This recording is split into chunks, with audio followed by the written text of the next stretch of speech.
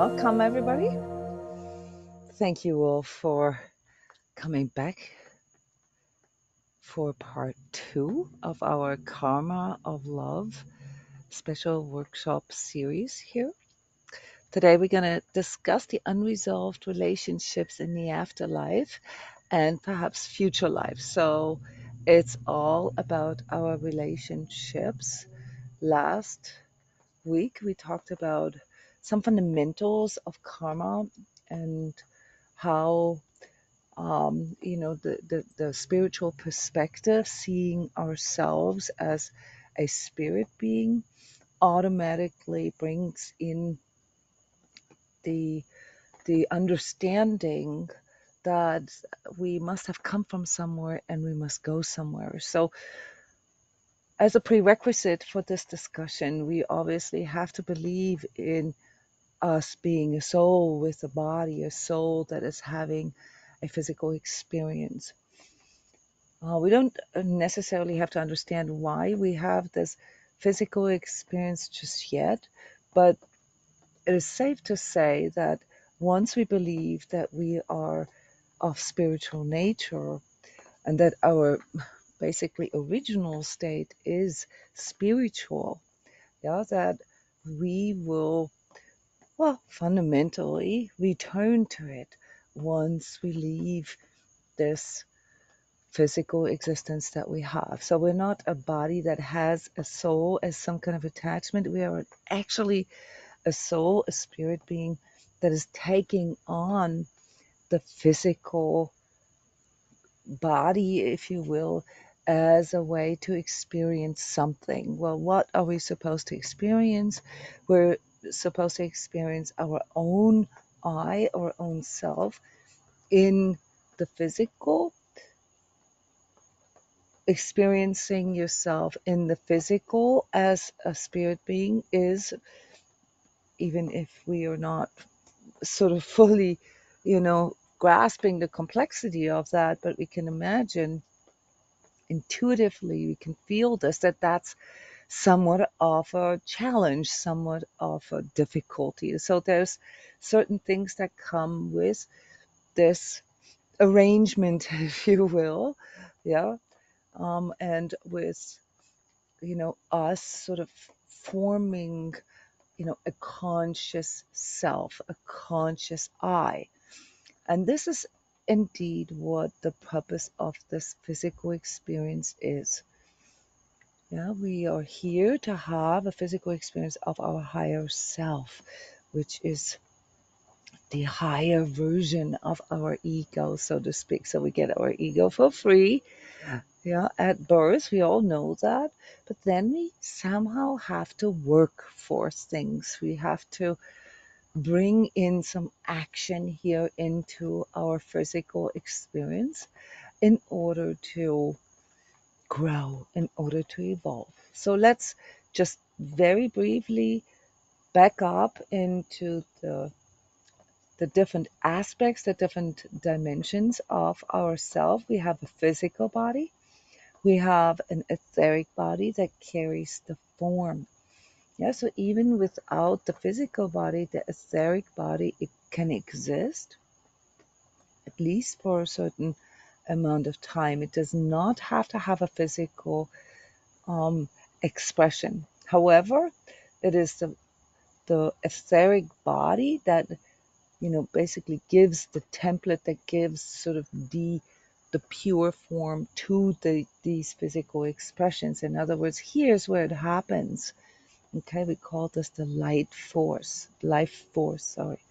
Yeah, the life force that is pure form. And that forms out of or builds itself out of our thoughts, our sentiments, our attitudes, our imaginations, how we see ourselves, how we visualize ourselves. This is, something that we discuss a lot here within the Sacred Self-Healing community, because this is also basically where we can make changes. We can change the way we think about things. We can change the way we feel about things, and we can change our will through forming intentions and commitments. So when I talk about thoughts and sentiments and attitudes, I'm talking also about beliefs. Yeah, I'm also talking about, whether they're conscious to us or not. All that we hold in mind. Now, the astral body, that's basically the repository of our soul, okay? This exists in our awake state. All these four dimensions or aspects of our being are connected with one another. When we are asleep, yeah, our physical body and with it our etheric body basically separate from our astral, which is then more active. Okay, and this is where our self, yeah, where it shapes itself, where the information that we gather, basically the experiences that we gather here in our physical form during our awake state, where they get metabolized, where they get transformed, where they get turned into sort of soul forming, self forming information that then gets transferred back into the etheric body. So this is very complex, and I don't want to go any deeper than that. I just want you guys to understand that when we talk about the holistic human experience, we're talking about basically the body. Okay, we're talking about the mind, and we're talking about the soul, and we're talking about the I, the self, and these are fundamentally expressed, through our way of thinking, through our way of feeling, and through our way of willing. Yeah, this is the hand that acts. Yeah, that's the willing. Okay, and in its sort of baby form or immature, sort of unaware form, we talk about it as ego. Yeah, we talk about our I as an ego. This is tied to our instinct, it's tied to our biological functions, neurotransmitters, and so forth. So, all stuff that we experience or that we can observe sort of in the psychological realm of things relate to the ego. The I consciousness, the conscious self, yeah, the spiritual identity that you take on, that is something that does not come by itself. It has to basically arise in a person out of the experiences that the person makes conscious. So that's why you find in all spiritual teachings the prerogative of making the unconscious conscious. So in that process of making the unconscious conscious, something happens, and that which happens is what we are discussing here today. Because in that process, in that making the unconscious conscious, there is a connection with karma. So if a person does not make an effort to turn the unconscious into the conscious, all right, there's a higher order basically that wants to ensure that that person, that soul, is still evolving. And for that purpose, the divine, if you will, yeah, the celestial cosmos, yeah, has basically brought or gifted humans with karma, which is basically sort of a rap sheet or a record, yeah, a record of all the things that are, say, deficient or flawed or, just sort of not aligned yet, that need like the to-do list, okay, that kind of need to be transformed, that need to become aware to the person, that need to be, in a way, sort of seen through the eye of the self. So that has to do with the overall divine evolutionary impulse here that we all feel, so that we can further evolve. Yeah, that we can, sort of get out of this karmic wheel. Yeah, to get out of, this learning process that we're going through here in this physical, and evolve into our next sort of spiritual stage. Okay. So all that is obviously quite complex and cannot be further explained here, but we have many different workshops where that is explained in a little more detail.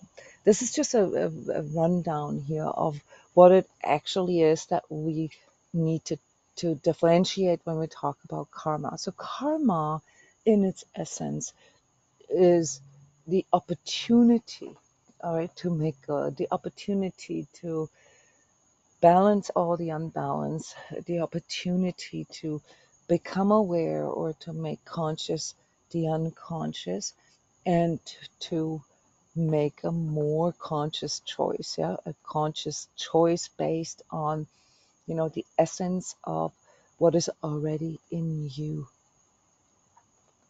The essence that is already in you is your higher self. Your higher self knows, that you're a spirit being. It knows that you're divine in nature. So it already understands all this. But here in this physical form, where we basically experience some amnesia when we are born, yeah, where we forget everything about our previous existence, including our past lives, but also not just the past lives here on earth, but also our past lives in different, you know, ages, epochs, or perhaps even different sort of planetary incarnations. Yeah, so everything that is before we forget, and everything that, our higher self still knows where we're going is also forgotten. So we have to figure this out for ourselves, and want, and choose to want it. We have to choose to wanting it.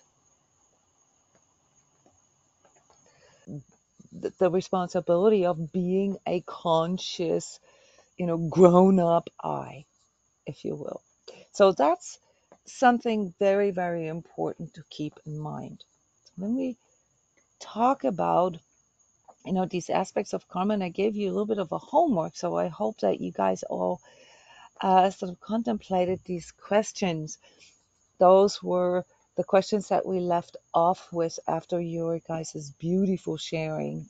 And I want to point this out one more time, how wonderful it is that you are so open and willing to share, your own thoughts and your own experiences here in this discussion, because it's quite complex, and to break through some of these unconscious beliefs and societal programs, we need this deeper kind of sharing, yeah, because it has to come from a different place within us, from that place that we have, sort of lived ourselves, that we have experienced ourselves, that we have, sort of internalized through our own life experience. And that's why your guys' sharing is really instrumental, especially for the entire self-healing process, because, it has been while listening to your experiences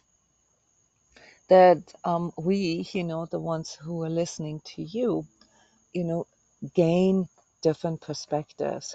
So for any kind of breaking through old patterns, or breaking through unconscious beliefs, the part of the prerequisite is to, of course, for one, non-judgmentally listening, not to be preoccupied, not to egocentrically refer everything to yourself, okay? To really be open for somebody else's perspective, recognizing that your own perspective is just one out of many, like really understanding that, there's many different perspectives out there. And of course, lastly, to not draw conclusions right away. This is these 5 rules, guys, are basically sort of the ingredient list for any kind of soul growth. All right, you're not going to be able to see nor recognize or be able to contemplate, what to change when you want to break through patterns. You really need different perspectives. I'll give you an example. I have somebody work for me right now, helping me with preparing for going back to school and doing, rebuilding the classrooms and everything. And it's the most beautiful thing, This is a handyman, a company that I've been working with for a long time. There's, sort of a relationship of trust between us. I know what he can do. He knows how I want things, and it's very harmonious. Yeah, it's important to point this out because you don't always have that with people that you hire, to do things for you. And he's highly intuitive too, because a lot of times I think it can be difficult to work with me because I have such a strong visualization. Yeah, that it's hard for other people sometimes to see that. Anyway, so this happened now within the last 3 days, literally every day. There was a problem that he ran into. He has another guy work for him, and they couldn't fix it. They couldn't like resolve it. They said, okay, we got to go buy another piece or reorder the same piece or whatever. And every single time, and this was like almost could have been embarrassing for him, but it wasn't. He was so grateful for it. Every time he, said, okay, we have a problem. And I was like, okay, what's the problem? And then he showed it to me. He said this and this and this. And I'm like, oh, have you tried this? And then he looked at his other worker and he's like, no. And they tried it and it worked out. So, and then he looked at me and he says, see, that's why it's good to always invite another pair of eyes. And I love that about him. This is someone who is very open and does not interpret my, sort of neutral position. I'm neutral there. I'm not saying, oh, you're so dumb that you're not seeing it. No, he is presenting the problem to me. I'm open. I'm listening to the problem. And my way of thinking about it is different than his. Plus, you guys all know how this is when you get so wrapped up in one thing, you really can't see the tree for the forest anymore, So I know that too. So I have no personal opinion or anything like, why didn't he see this or whatever. No, I get this. That's why I invite others to look at things that I create and ask them for their perspective, because we can always learn from one another. As a matter of fact, this is the part that we need to understand, namely that we are here to go through this experience together so that we can learn through one another.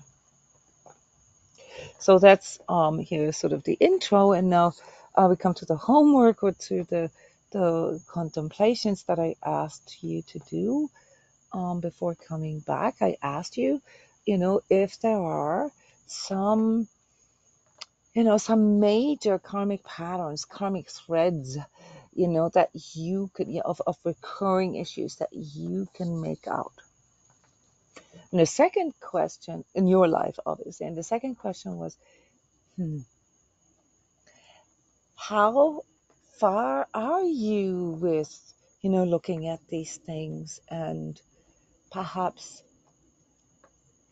contemplating what these recurring patterns are there for, what the lesson might be, and maybe maybe you were able to overcome certain kinds of let's say, inner child or parental stuff already.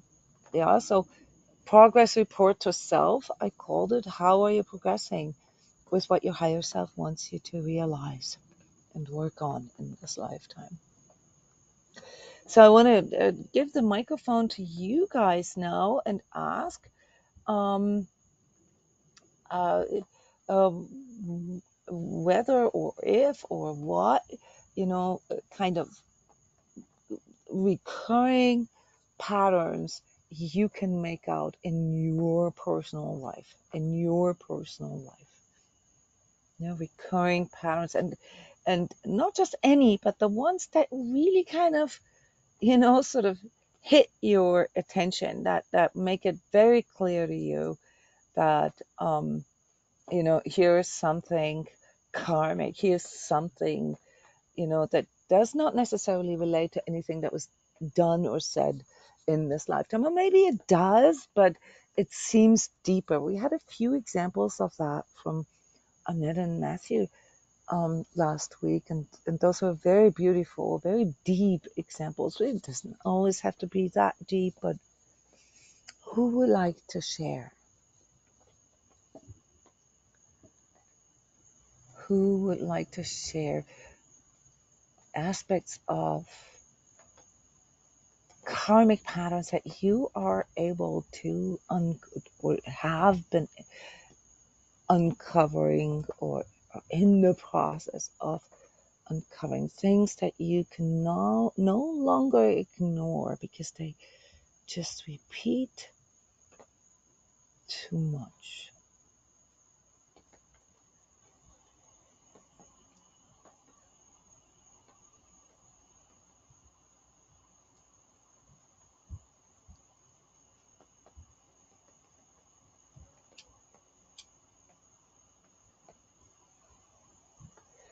Who would like to share?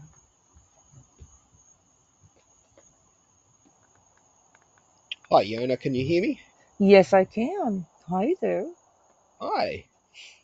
Um, for me, yes, the thing that I'm in the process of integrating at the moment is just being aware of the lack of true love in relationships, and that's all across all relationships. You mean yours? Your relationships? My Mm-hmm. relationships, yeah, Okay. yeah, a lack of true love across all my relationships. You Hmm. know, not just intimate relationships, but friends and family and um, and just I guess recognizing that what it's pointing towards, like the ongoing karma of that, it's pointing towards the lack of love that and acceptance that I have for myself and the ability to express that in relationships. Well, here you're extrapolating, right? Here you're interpreting. Let's not do that. Okay. Okay.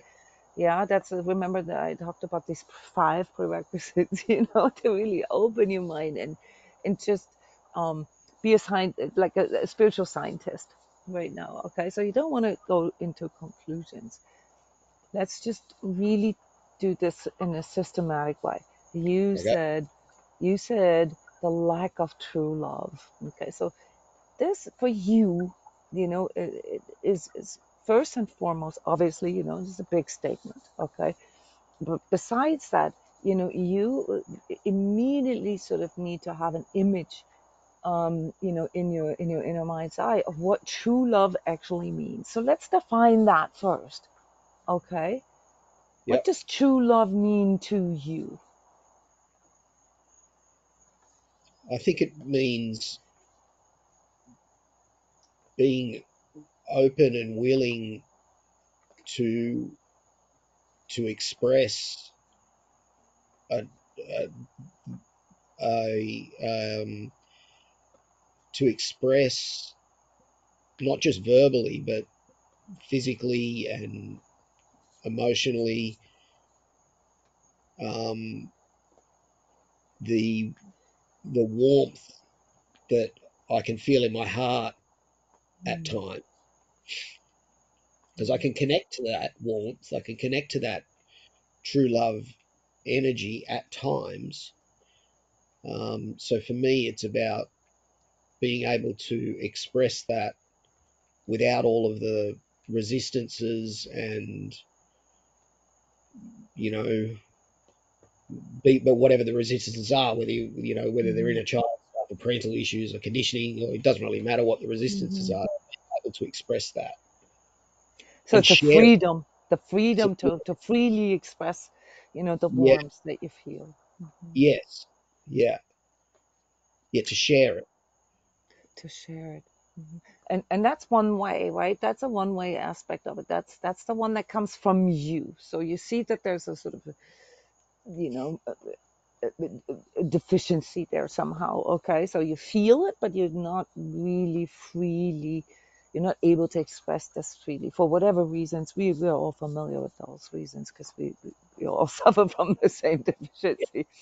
All right, but what's the other side to this? What about others doing? We've already learned that there's a two-way aspect to this, right? So it's the feedback, it's the it's our interaction and the exchange of things. So you say there's a lack of that. There's not enough. Okay, so you experience the desire to be able to more freely express, the way you want sort of that love to come forward. Okay, what about the other way around, like the people that you meet? Is it just your problem, or would you say this is a generalized problem, like that there's also a lack of that in others, or maybe even the world? I don't know how far you go with this. What about the other side of this? Like, are you getting that from others? Oh, very rarely. I mean, it is a general problem across the entire world. Okay. Um, I mean, it's very rare. I mean, just being able to touch base with true love in your heart is a rare thing. So, Mm. let alone finding somebody else who has been able to have a touchdown, to have touchdown moments with that themselves, Mhm. and then because that's just one thing, right? It's one thing to have a touchdown moment with true love in your heart, but it's a whole nother thing to then want to go and share that with other people and express that, because all the fears and stuff get in the way, and so Mhm. it's very rare in my experience. But you are aware of it. Okay, Yeah. so that in and of itself is quite a big accomplishment. Okay, so I'm just sort of reflecting this back to you now from a standpoint of someone who's assisting people in that process. Most people are not aware of this. So here is something that you have already worked for. You've made something that is unconscious, that is broadly unconscious, conscious to you, and you are experiencing the desire to have more free expression of that. So that's how I would frame this, Jared. That your karma, okay, most likely I'm just inferring here through the confrontation with unlove, or have gotten to this place that you are aware that there is a need that you have the need, but there's also a need for that in the world to more freely, maybe access and express, sort of a higher love, a purer love. And now I'm filling in the blanks here. You know, what is true love not? Right? What is it not? I mean, you can say it if you, because I know you know this. We've just worked through this in a 3-day marathon here in the Sacred Self Heal in the Energy Training Club. What is true love, or what is not true love? Like, what would we see as, say, the more prevalent or the more usual form of love? If it's not true love, what is it then? Towards ego-based love. Okay, how does Uh, that express? Like, how do we know the difference? How can we feel that? How do we know something is true love or ego love? Um, because you can One feel is it. conditional, the other is not. Sorry. Yeah, go, Yeah, Roger.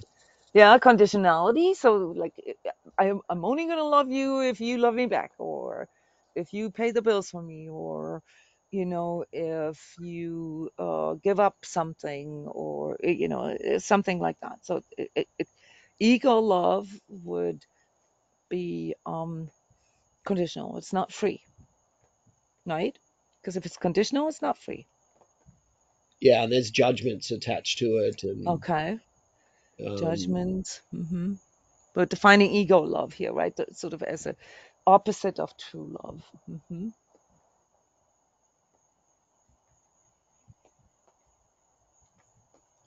It can be quite transactional, right? So the examples that I gave here just a minute ago, maybe more sort of uh, transactional.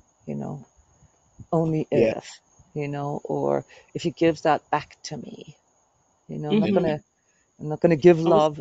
Yeah, go ahead. bigotry as well. I was going to say the same thing. If Hmm. I'm looking for someone to feel something within me that I can't give to myself, so I'm Okay. really looking outside for somebody. You supply it for me. You make me feel good. You make me feel better. Mm.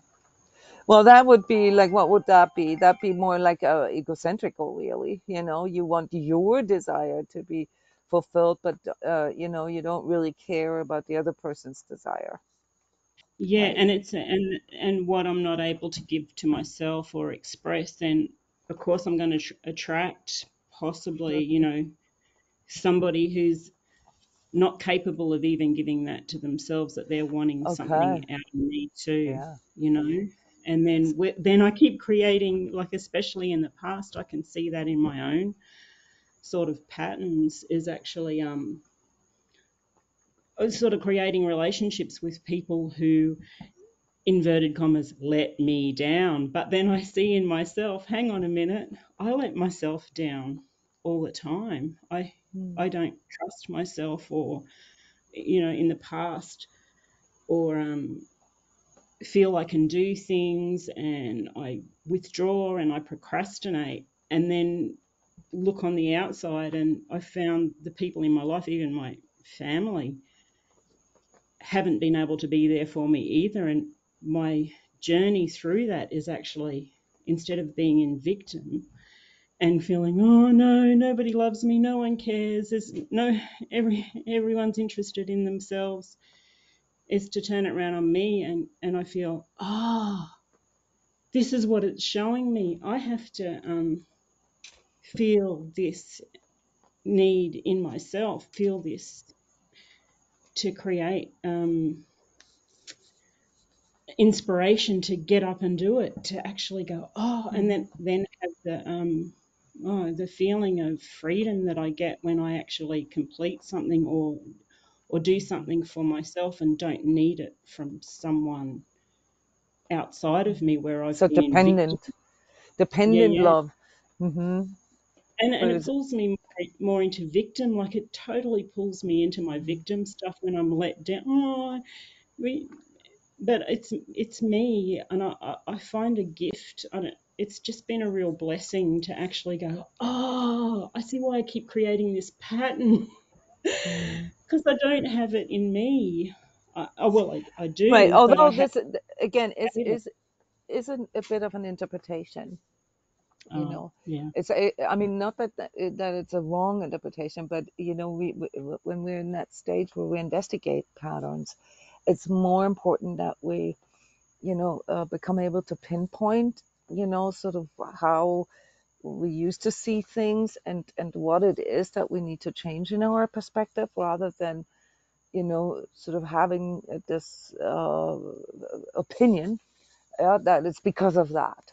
Because that moment where you do that, you are already restricting yourselves of other perspectives. Okay, it's better to say, okay, I'm observing that, and and this is how it feels inside, and I don't really want to feel that way. Yeah.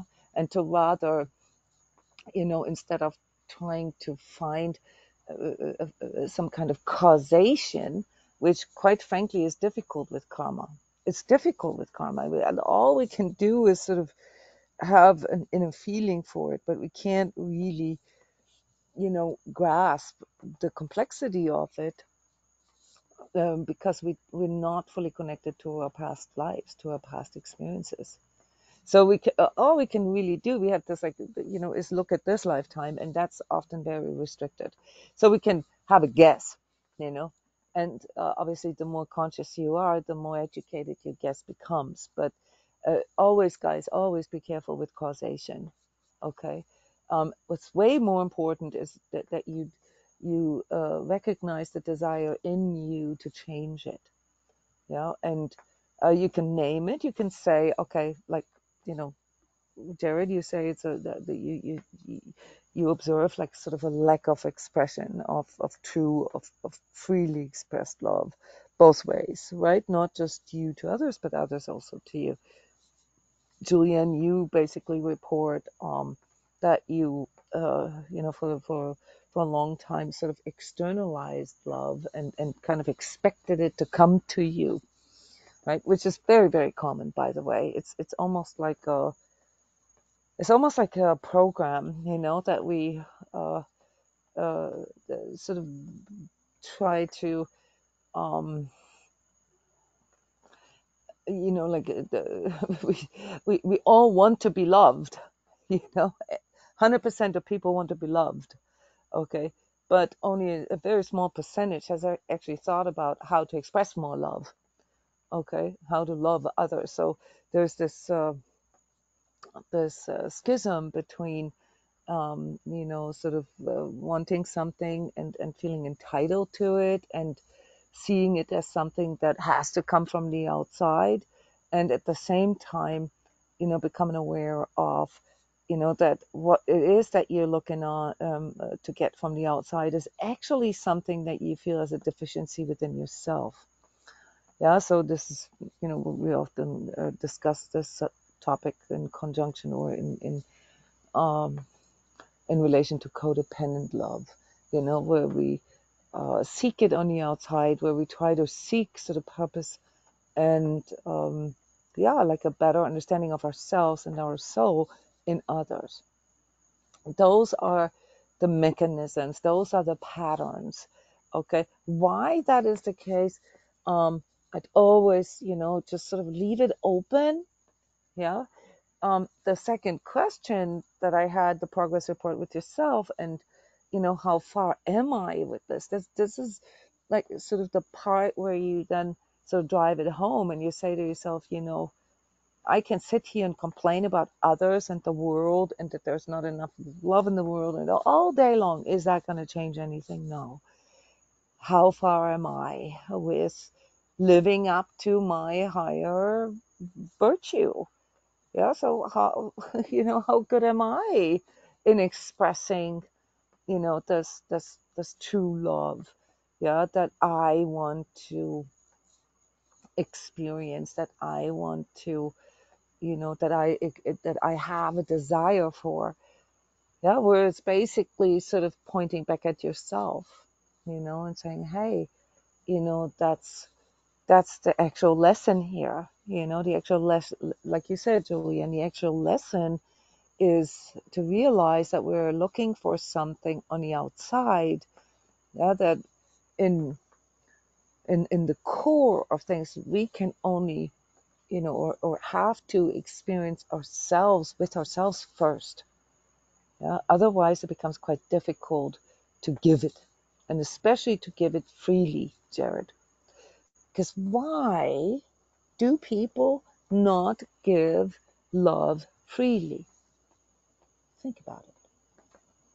Why do we withhold, we humans, love on occasion? Why aren't we, like these sort of open, truly loving beings, that freely share our love? Please don't say programming and stuff. We know the mechanism, but what is it in us What's the attitude that we have toward love? How do we regard love? I So, feel that's transactional. Like it's sort of like, oh, you didn't do this for me, or you didn't get, I'm going to withhold, or, you know, that shutting down feeling. And I remember, you know, doing that a lot, especially as a child, like just shutting down because I'm like, well, you've been mean to me, or, you know, mhm, whatever. I'm not going to give that. And that's not true love, but that's just that part of that transactional feeling. yeah, it's transactions. It's based on negative experiences, right? Mm, Yeah, it hurt us, when somebody else, as a child, it's obviously our parents or siblings or best friends or whatever that we wanted from. mm. Later in And then life, go ahead.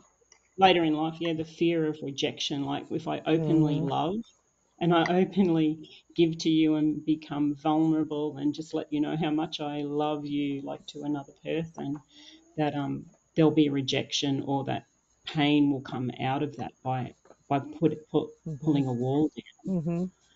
I'm And trying to avoid the instead, negative feeling. Hmm. yeah, it's all comes into that instead of just feeling um, the joy of just being in love and not care what the outcome's going to be. I'll just love anyway. You know, it's like Hmm. it's very hard to come to that place straight away. I think you have to go through a lot of these sort of steps to actually go deeper, to be able to what is it like, let the walls, those walls of beliefs and fears, come forward, and then thought, well, okay, what if I just do it anyway? What if I just lovingly share and give anyway, and not even worry about be caught in that transactional stage? It's a very beautiful contemplation, Julianne. What if I love regardless? It's such a strange thought at first, right? Because we kind of want love for ourselves. But if it's already kind of scarce, right? If it's already, there already is a sort of if the money's already running low, okay, then we get stingy. We're trying to control the outflow. We're trying to, hold it in and withhold it. Okay, why? Something we all do, be it with money or with cookies or attention or love. Why do we do that? I think part of it's for fear of losing it. Yeah, no, yeah, you nailed it. Yes. So now we got to ask ourselves, wait a minute, wait a minute. Is love something you can lose? Is love like money No, it's not. or like It's cookies? Like can you lose love? no, it's endless, and the depths of it are endless. But we do. It's kind of it's not the way we perceive it to be. Because of our fear of how it's going to be received, and all of the the judgments and attachments that we have based on our past and our karma, we don't see it like that. We materialize it. So this is one of the big issues that we have in this physical experience, and that comes in through the ego. The ego only lives for as long as you live in this life. That sort of experience of this body, okay? And it identifies with this body, with this material body. Rightly so, because, it kind of knows that once this body's gone, well, you know, the identification is gone. So in the process of forming our own spiritual identity, where we realize, hey, wait a minute, there's a sort of a higher pay grade in me, there's a consciousness in me that can actually observe the ego, that can actually, that's not bound to the physical, to the material. It's not. And that most of the things that I strive for, especially if it's done with full spiritual awareness, like peace and harmony and love, and truth and freedom, we realize those are our spiritual goals. Those are all of spiritual nature. And yet, in our, restricted or undeveloped developed self understanding, we materialize them. Yeah, we either tie them to money or whatever, or marriage, or, you know, all very, very limited, just to this lifetime. So this is a big sort of paradigm shift that occurs in us, that we stop seeing things only for the duration of this lifetime. We start seeing all the spiritual values, the spiritual aspects of life as something that carries force, that carries over, that continues to exist even after, this physical incarnation. In other words, if we bring this into the understanding of love, love is not actually something that we can lose. Love is a state. Love is, a certain expression. Okay. And, if you study spiritual, teachings and follow sort of the pathways, the different methods of initiation into the spiritual world, and you begin to be able to peek into the spiritual world, perhaps also to navigate it, you'll find out that love is actually the stuff that you're made out of. Yeah, it's the essence of you. Yeah, love brought you into existence. It's the essence that you are made out of. Okay, it's a bit more advanced sort of concept, and even if we don't have the sort of the esoteric or the spiritual science background to it, we can still feel this to be true somehow. Love is what we all strive for. Love is what's underneath every single action choice. Yeah, either the desire to give love or to experience love, or the desire to hold on to it, or the the reactions to not getting enough of it. Okay, it's underneath everything. And sort of the counterforce, yeah, that works against us, freely expressing that which we already are, okay, is fear. The fear of getting hurt, the fear of pain, the fear of losing, the fear of shame, the fear of judgment, the fear of you name it. Okay. So if you really want to understand what force it is in you that restricts the expression of true love in both ways, receiving and giving, aspect of free love, then you need to look at your fears. Okay, and the fears, well, the fears are linked to the material, the physical part of your being. Why? Well, because it's finite. It has an expiration date, and the worst of all, you don't even know when that expiration date is. Yeah, so it comes that if we get stuck in that way of thinking about life and love, we try to hold on to everything. We try to hold on to life, and we try to hold on to love, not realizing that the whole point of coming here and going through this life's experience is to learn to give it freely, regardless. Regardless. Jona, can I ask something?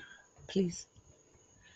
It keeps coming. I've been going through something like Jared's been talking about as well, and looking at the different ways that it is expressed. And I think that um, I have maybe some unrealistic expectations because For example, if I go to a seminar or some kind of gathering where everybody's into the same thing, say personal growth, the hearts can be opened much easier there, and the expression can be outright, spoken, hugging, that kind of thing. If you come into my nuclear family, say perhaps, the expression is much more open in the females. It's not acceptable in the males, but I can still express love through my actions, interactions with, say, my brothers. Um, Say I can get very angry at them for some reason and maybe need some space for a while, but over time I come back and I still want to, you know, I guess share love, help them out, do whatever I can, Mm-hmm. spend time together, this kind of thing. So I think it the expression of it can happen in a lot more ways and under a lot different circumstances than we always expect. I'm hoping that's the case anyway. Yeah, I mean, unrealistic expectations. I mean, obviously, if that is sort of an instinct, yeah, or if your intuition tells you maybe that's that, then the first thing would be to investigate what are your expectations. Okay. Well, no, it's more of a question of how can the unconditional love be expressed, and Yeah, I'm thinking in many, many ways in without, many ways. Yeah, yes, yes, yeah. No, I agree with you in many ways.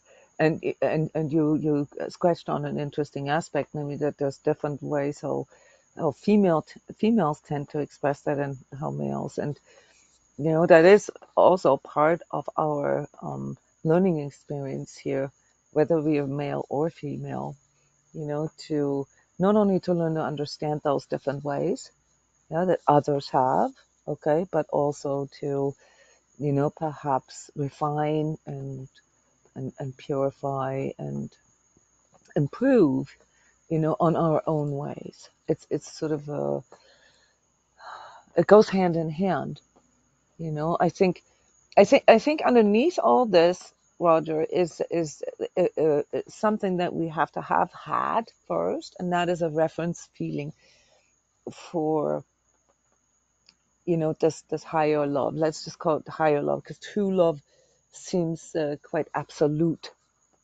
and absoluteness always sort of triggers expectations. Yeah. So if we just sort of tone down the language a little bit, it helps us to see a bit more sort of a range, rather than, well, this is true love and this is not true love, that which is kind of black and white. yeah. And It once was you more start, about the expression of it, I guess.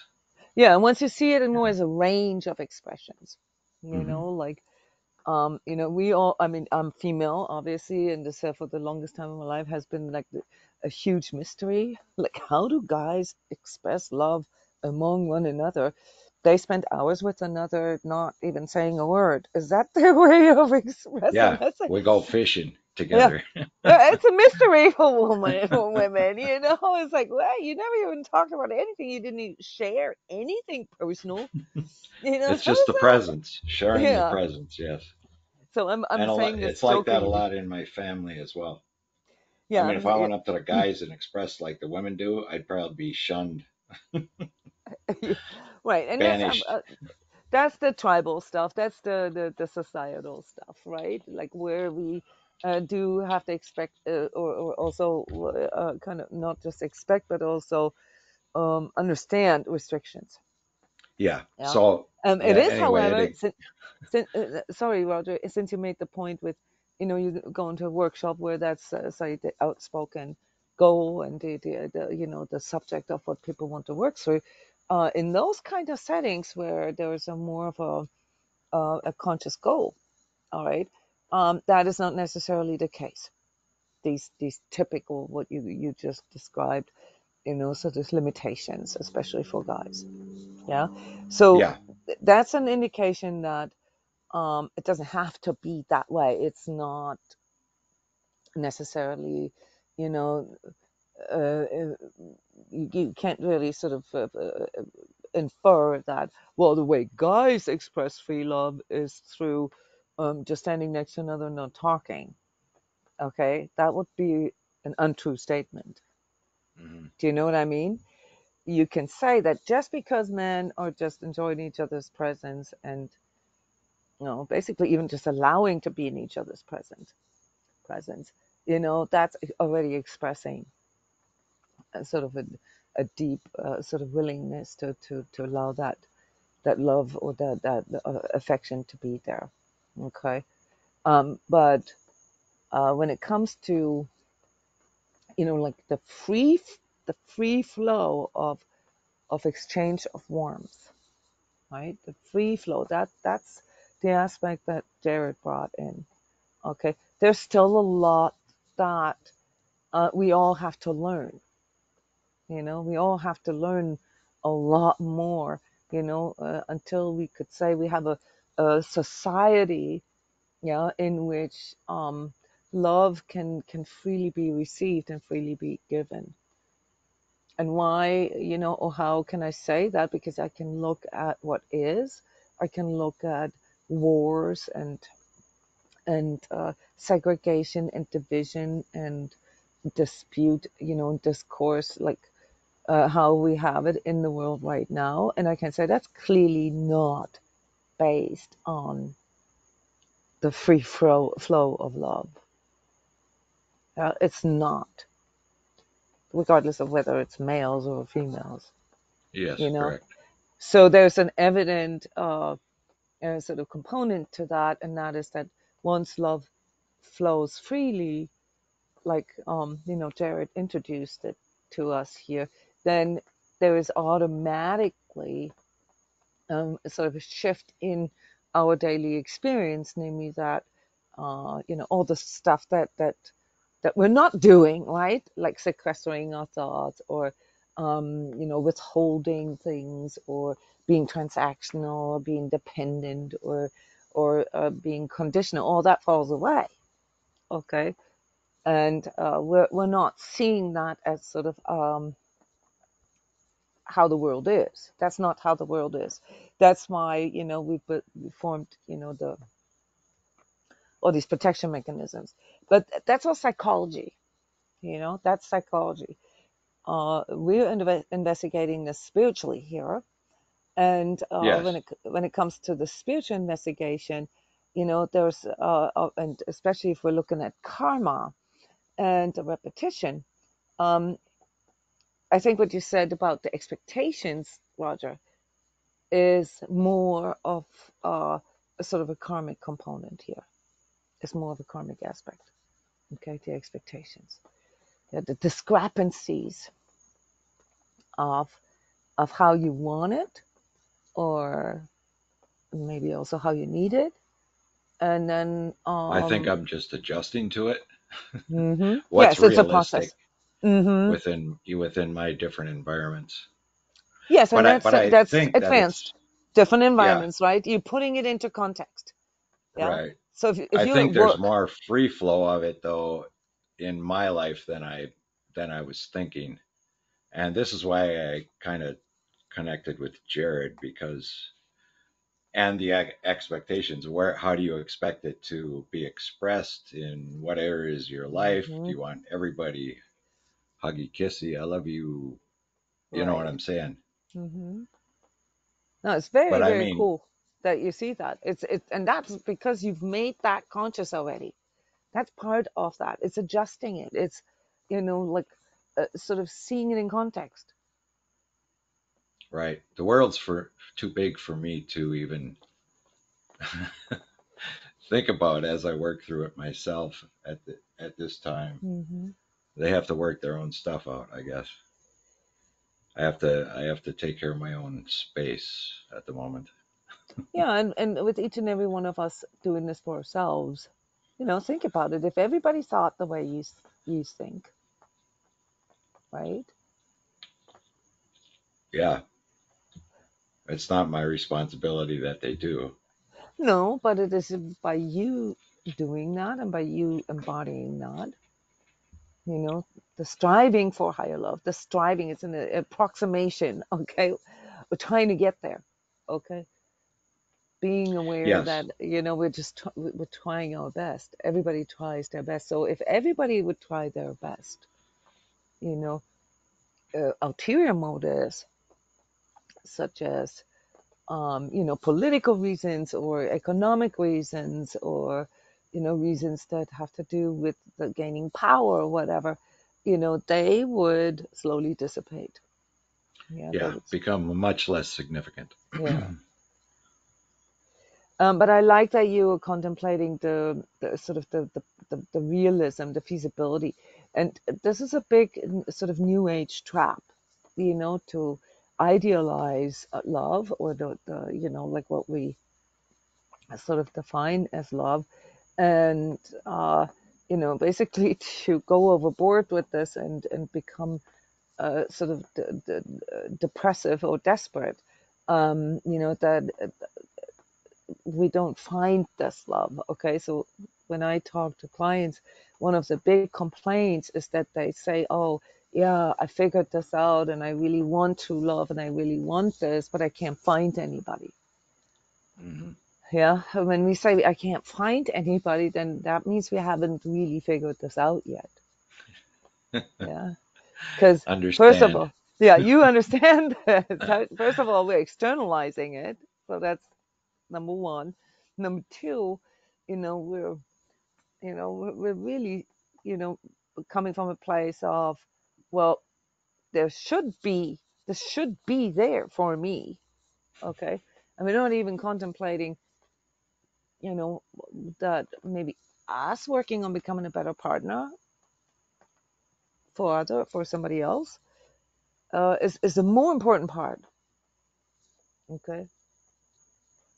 Not even to mention, you know, things like resonance and so forth, because if obviously if we're working on something within ourselves and, you know, trying to heal the fragments and the pains and you know, all the struggles and schisms that we have within ourselves about love, okay, when we strive for healing that and mending that and redeeming that in our present lifetime, okay, then something huge occurs, not just within ourselves, but also within our you know, etheric and astral body, because we are now, you know, really sort of translating where you know, we're building sort of a new aura, yeah, as many call it. We're building, you know, sort of a new framework for ourselves, okay, and that is then ultimately what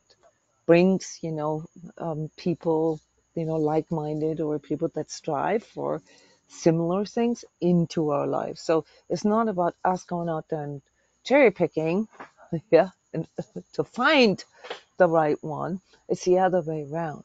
It's us continuing to work on improving and refining and purifying and ennobling, you know, our own ability to express love with ourselves and the world, that then, you know, brings in the people that can see that in us. Yeah, so it's very often the other way around from how people think it is. And that's why, you know, love is experienced as, you know, this sort of complex and difficult field to navigate. But just with so many other spiritual topics, you know, you know, the two main elements here are, number one, everything is a two-way, okay, or if you will, a multi-way, because, you know, when you see things as like connected, okay, then it means that, you know, there's a constant interaction. So as soon as you start seeing that, and you also realize that if you want to bring about change in your life, you have to kind of start with yourself. And this is no different in the sort of the bigger perspective of karma. As a matter of fact, you could argue and you could say that karma is, you know, the gift, the opportunity to do just that. Yeah, karma sort of hits us in the forehead, you know, through the pain that the struggle that we experience, by not doing exactly that we on some level sort of consciously or unconsciously strive to be. Let me say that again. Karma is the opportunity, yeah, for us to realize, okay, what it is that we're not doing, what it is that we perhaps came here for, what it is that we promise to ourselves and the divine, yeah, namely to evolve and to constantly refine and grow. Okay, so karma is a mechanism that allows us to retrieve that even though we don't have the actual memory of it. And when it comes to meeting other people and who clearly also have their own karma, right? Yeah, let's not forget that. Yeah, so we have sort of our desire here to work on certain things in this lifetime that are sort of chosen by our higher self before birth, the promise that I mentioned. Yeah, so this lifetime, I want to work on, you know, freeing up my ability to express love. Okay. And then you have another person with another sort of karmic task. Okay. But where it gets interesting and also, really kind of above what we can comprehend is that our higher selves actually have, to a certain degree, the power to determine whom they want to experience this with. Okay, so in that realm of thinking, we sort of pick and choose, what I often call karmics, supporting actors. Okay, and they consist not 100%, but a lot of times of people that we've already had, encounters or exchanges with in past lives, where there's sort of an unfinished business, or where there's a karmic debt, or where there's something there that needs to be uncovered or needs to be made conscious and so forth, where both of the people's karmas can basically sort of resolve itself simultaneously for both, but it doesn't have to be the same karma. Yeah. So, for example, your karma might be, that because of, some things that you did, like you hurt somebody else's feelings in the past life, and now, your higher self decided, you want to come back and you want to sort of make good for that. And like what is going to happen is that the first stage of that purification and redemption process is that you have to experience it yourself. So now you need to make sure that you meet somebody who basically inflicts the kind of pain that you inflicted to somebody else in a past life. Can you guys all follow me? Yeah, so in life number one, you inflicted pain to somebody, you become aware of it, yeah, maybe on your deathbed or in your dying process, and then your higher self sees, sort of the pain that you inflicted on somebody, and decides, hey, that doesn't really feel good. That doesn't make me feel. That makes me feel even more flawed, or that makes me feel I could have done better. So I want to come back, and the, the, the first step, so to speak, in that, fulfilling the karma or paying up, in that redemption or in that reconciliation process, is that you now have to experience what you have inflicted onto others. Okay, and maybe not in the exact same way, but you have to sort of empathetically, like that which you weren't able to muster in life one, in life two, you're going to have to go through it. Okay, so now you're experiencing what you did to somebody else, which obviously increases your empathy and your ability to recognize, just what that does. Okay.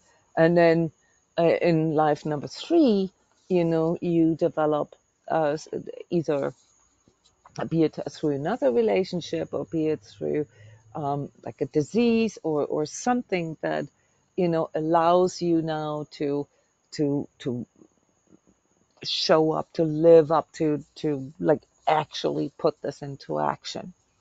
Yeah. To, you know, create a life, yeah, in which you are able to basically reverse the chairs, where you can, you know, balance out, this karmic debt, or, where you actually embody that. Yeah, that's in a nutshell how you need to kind of visualize this. Yeah, so life number 1, you experience, the actual imbalance.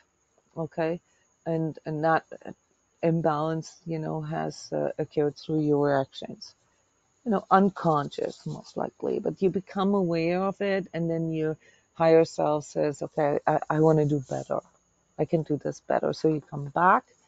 Now you have to make sure that you fully grasp, sort of the scope of the pain that you've inflicted.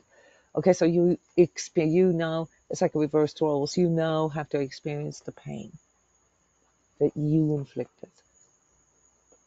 Again, here, not necessarily in the exact same way, but you have to experience the same sort of intensity or degree of pain that you inflicted.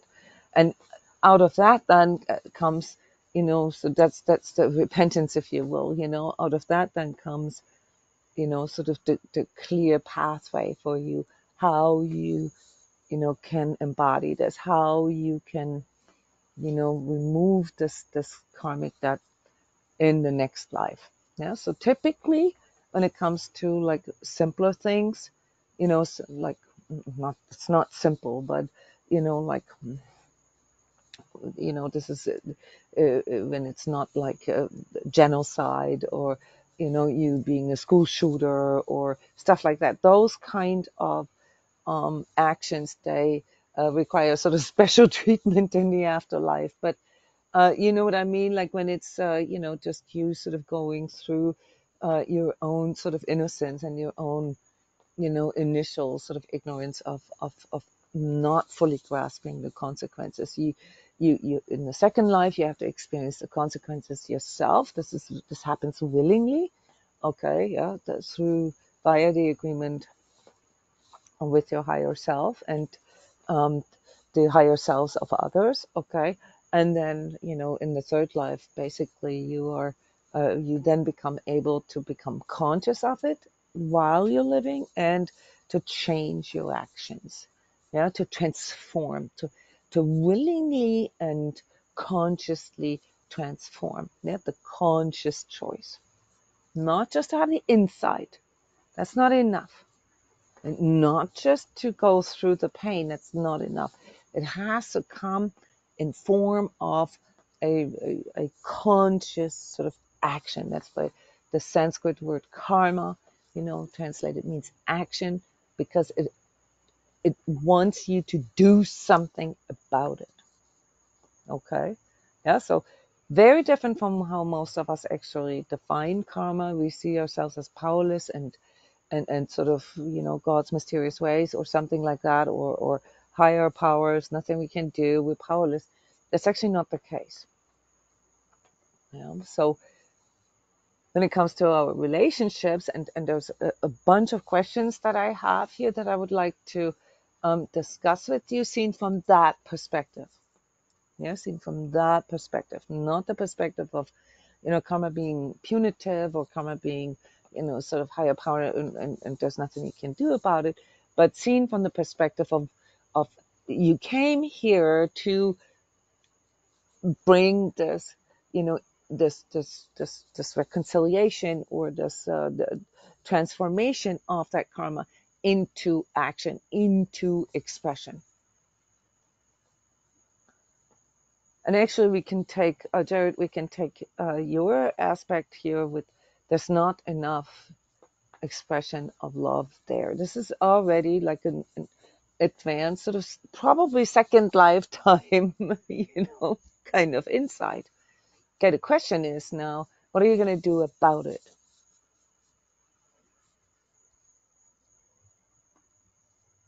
Because to resolve that, to transform, yet to take that opportunity that karma presents to you here via your awareness, why are you seeing that?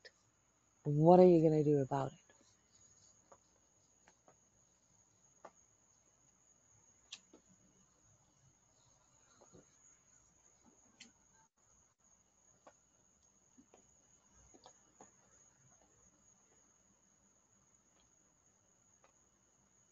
Anybody.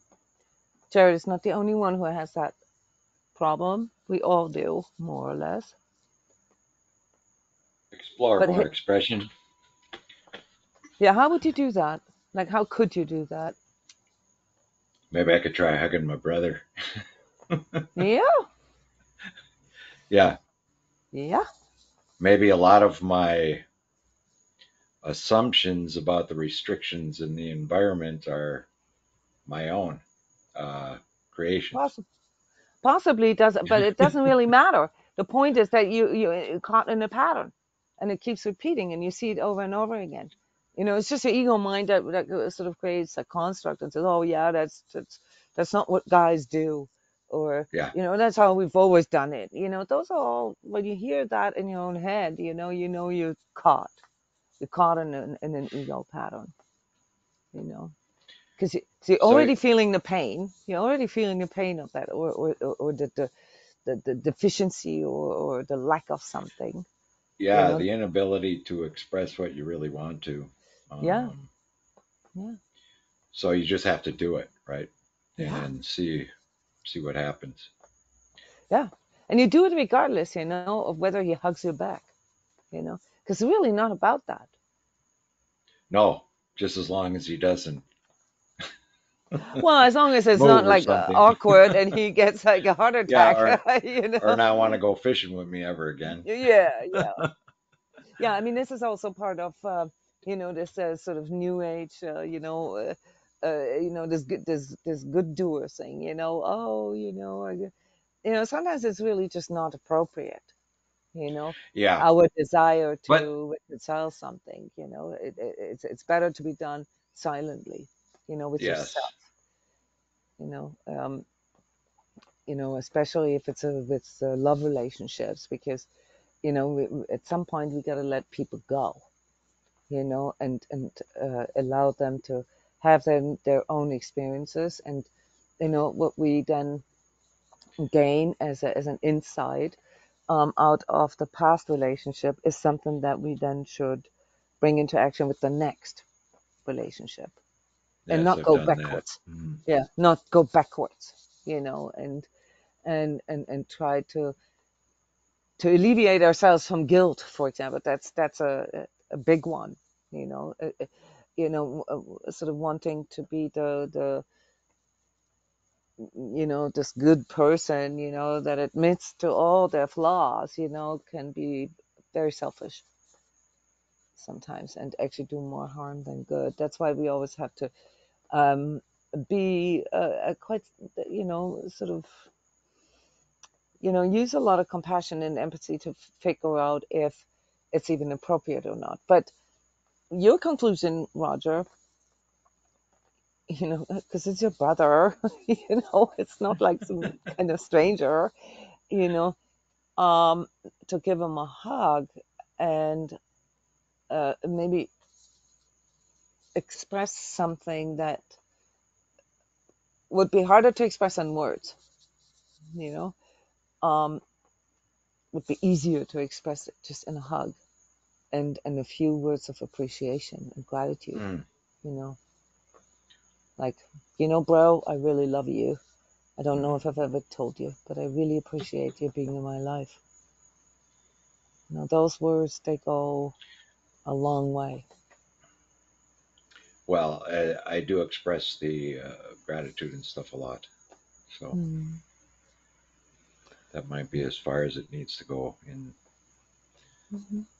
this particular case. But Yeah, I mean, there's, us coming to the insight that the world needs more love, and that we probably need to, become better at expressing love and lovingness in life, doesn't mean that we now have to push our love onto that's what I'm everybody. talking about. I Yeah, do this all the I mean, time just through my yeah, actions, is yeah. what I'm saying. I can express it without, pushing it on people.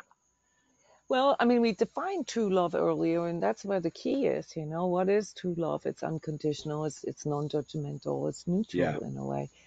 It's open. It's mutual. It's sort of coming from a place of voluntary, openness and trust. Okay, that is something that we can express, like you said, just through our being, to unconditionally, like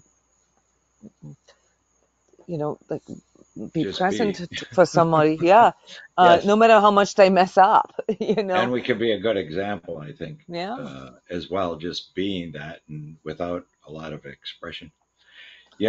I've had experiences in my life where I think that I had a bit of an understanding of what it is, and that's when people are like extremely hurt or something.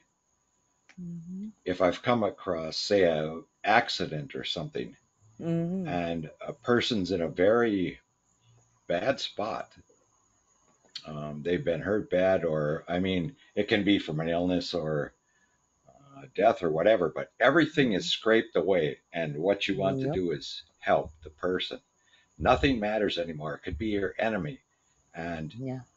you just want to take care of them. And I think that must be in, isn't that what it is? Yeah. I Yeah. mean, accidents, those kind of emergency situations, right? Or near death, before somebody dies, and we go visit them and stuff like that.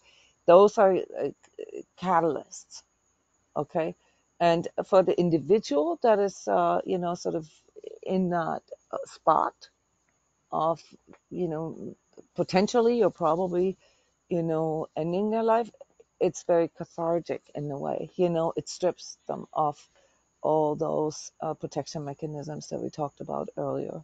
Yes. Because in that moment, and this is why, deathbed confessions are saying, because once we realize that the material aspect of our life is nearing itself to an end, all these materially uh, uh, sort of framed things, they go away, and we realize that it's really just about, you know love and lovingness and belonging and warmth. Yeah, so that's So I why go that's a back to thing. this often because I've Hmm. hurt people in my life and I've seen their Hmm. pain from what I've done, and it's taken me to that place. It takes away all of my stuff too. Yeah. And I see that they're real. And so I often, when I go into situations, this is what I think about. What if I was down to that level with this person? How would I feel about them then? Yeah, it's it's compassion, it's empathy, it's the flame in your sacred heart, it's the Christ impulse. That's what that is. That's what that feels like. So those were good learning experiences Yeah. for me. Yeah, and sometimes it takes that. I mean, like Matthew shared last week, like it takes near death experiences, or Yes. these kind of emergencies, these really sort of cathartic type of things in life, that teach us, you know, um, that all the stuff that we are constantly sort of obsessing about, and that we are focused on, that they have zero meaning. Yes. When it comes down to, like realizing, okay, this is now we're at the expiration date, okay, and now what? And that's when it comes to us latest. Yeah. You can learn this through animals as well. Through your experience with animals. I've had similar things happen that brought me to that place with animals. Animals are much more pure in that way. Animals don't really experience deficiencies. They're much more perfected in their being, like a tiger is perfect in being a They tiger. just are, yes. Yeah, they don't experience that as a deficiency. They don't compare themselves with lions or alligators and wake up one morning and say, "Oh, well, I identify myself as an alligator now." I mean, Pure, how as you good should can say. a tiger be in being an alligator? Not very good, right? So that that poor tiger is going to experience himself as deficient as alligator because he was striving for something that he is not. Okay, and us humans, we are the only ones really that can do that. Also in the pathological way, as we're seeing right now in our society. Okay, so we can wake up one morning and say, I identify myself as a kitty, and I'm only going to respond to the world if they meow at me. Okay, sure, we can do that, but um, this isn't going to be like a sort of natural what we're experiencing. Now we're always going to experience this as a peril in a way, or as a struggle, uh, to interact with others on that level. Yeah. And if somebody came and actually acted like a cat, I don't know if you guys all know how cats act among one another, you know, they'd be all, stressed out about that. So anyway, um, yes, so we experience ourselves as deficient because we try to be something that we're not, or the other way around, when we haven't really fully understood what we are. Okay, that a tiger doesn't have to think about what he is because he is, and that's what he's good at, and and he's gonna do that until he dies, and that's a form of perfection. Okay, That's what I was going uh, to say. It seems like a higher evolution. it is, yes, it is. In that way, it's just it is a perfection of that stage of evolution. Okay, where it's like really, it's a physical perfection. Okay, whereas we have more than just, so remember the fourfold human, you know, where we have the physical body, we have the etheric and the astral and the eye. Okay, so yeah, animals have the physical. They have feelings, rudimentary, but they do have feelings, and a certain psychology with it. So they have the astral form, and they have the etheric, but they don't have an eye. So animals have a Which conscious. brings, allows the challenge, um, makes our experience more complex, Yeah, so it's challenging, another more able to dimension. learn. Yes. It's another dimension of being. Okay, so within the animal kingdom, or within, like, okay, so you can go all the way to the matter, like the mineral world. Okay, so the rocks. Okay, so the rocks only have a physical. They don't have emotions, and so they don't have, any of these developments. Okay, um, they don't have a life. Okay, they matter, but it's not enlivened. Okay, plants are enlivened matter. Okay, so they basically have a physical, and they have an astral. Okay, animals have a physical, astral, and etheric. Okay, so they have their enlivened matter. Okay, that can experience, the world in a conscious and free way. They can move around and they can do stuff. Plants can't do that. Okay, they can't really act. Plants can't really act. Okay, animals can. But they have a group soul, so they don't have an I. They don't have an ego either. They're somewhat of a personality, but that's more like here the astral, that does that for them. Humans have, the physical, the emotional, the mental, like the animals, and an I. And like you said correctly, it makes it more complex. So animals are one developmental stage underneath humans, okay, but perfect in that. Yeah. So they're Right. next. They're next. Depending on sort of the because animals among themselves also have different conscious level. Yeah, so the higher developed, so mammals have the higher developed consciousness. So they're like the closest, to then basically climbing up the ranks, okay, and eventually then incarnating into a human. Yeah. Um, and for us humans, so the next evolutionary state of soul development would be angel. Okay, and an angel still has, the eye, okay, and it has a fully formed and much more developed eye, because the physical, us experiencing the, like our higher self here in the material with its restrictions, helps us to develop the eye. Okay, once that's developed, okay, then the physical is no longer necessary. So the angels are basically, they have the astral, the etheric, and the eye, okay, and a more pure sort of connection to the divine, okay, than we do as humans, but no longer the body to express it or to even sense it.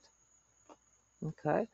So as you can see, there's much more behind all that, once you start understanding sort of the cosmic plan here, because there's a goal to all this, having to go through incarnations, and having to learn all these karmic things, because the ultimate goal is to form an I that is capable of bringing all these things into expression without deficiencies. Yeah, to perfect basically our spiritual identity, really understanding who we are, where we're from, where we're going, the power that we truly have, navigating darkness, the temptations and so forth, and all that. That's basically the path of initiation and then later enlightenment, that points at the next evolutionary state, which is angelhood. Okay, so that's what karma is for. Really, it's a gift. Okay, it's the scope and sequence, as a teacher would call it. Like the lesson plan here. Like, okay, we got to go through all these different challenges. If you will. Yeah, you guys are already very familiar with this here in the Sacred Self Healing community. Well, to master all these states. That's really what it is. And you see here, life is good. Okay, meaning that there is no opinion, no attachment, no resistance to anything that comes your way in the material, but not through becoming loveless, but on the contrary, yeah, to be basically incarnated love. So that's the sort of the esoteric backdrop to karma. Okay. When we then look at it from a more practical point of view, we've talked about this last time already. Why do we experience pain or struggle in the physical, material, 3D life? Well, I think it was you, Julianne, actually, who brought that up, in your sharing. Well, would you have done, would you have gone through, the contemplations, the work, not just you, Julianne, anyone, like, for example, just being here or spending 2 hours of your time, of your life, discussing these kind of things, that's work. Okay. Yeah, you could as well just watch a movie and let sort of all that the movie makers designed to feed you with, to be spoon fed to you. You could do that too, you know. But you chose to be here and to work this, to be fully present and to share and to, um, allow this to inspire you and to have maybe to get inspiration, to get inspired to see things from a different perspective. That's all like work, but it's higher work because it speaks to the higher faculties in you. It speaks to that which forms your I, or what defines your I. Okay, and so when we discuss pain and struggle, that from a psychological slash ego point of view, everybody would obviously say, well, nobody likes pain. Okay, so why is it there? Why do I have to experience it? Can't I just make it go away? Can't I just take painkillers? Why can't we just take painkillers, guys? Does anybody want to try to answer that? Covering up the message, the guidance then. Yeah, think of it in a fourfold way. Okay, so who is experiencing pain, and which part of us? Which part of us is experiencing the pain? And when we take a painkiller,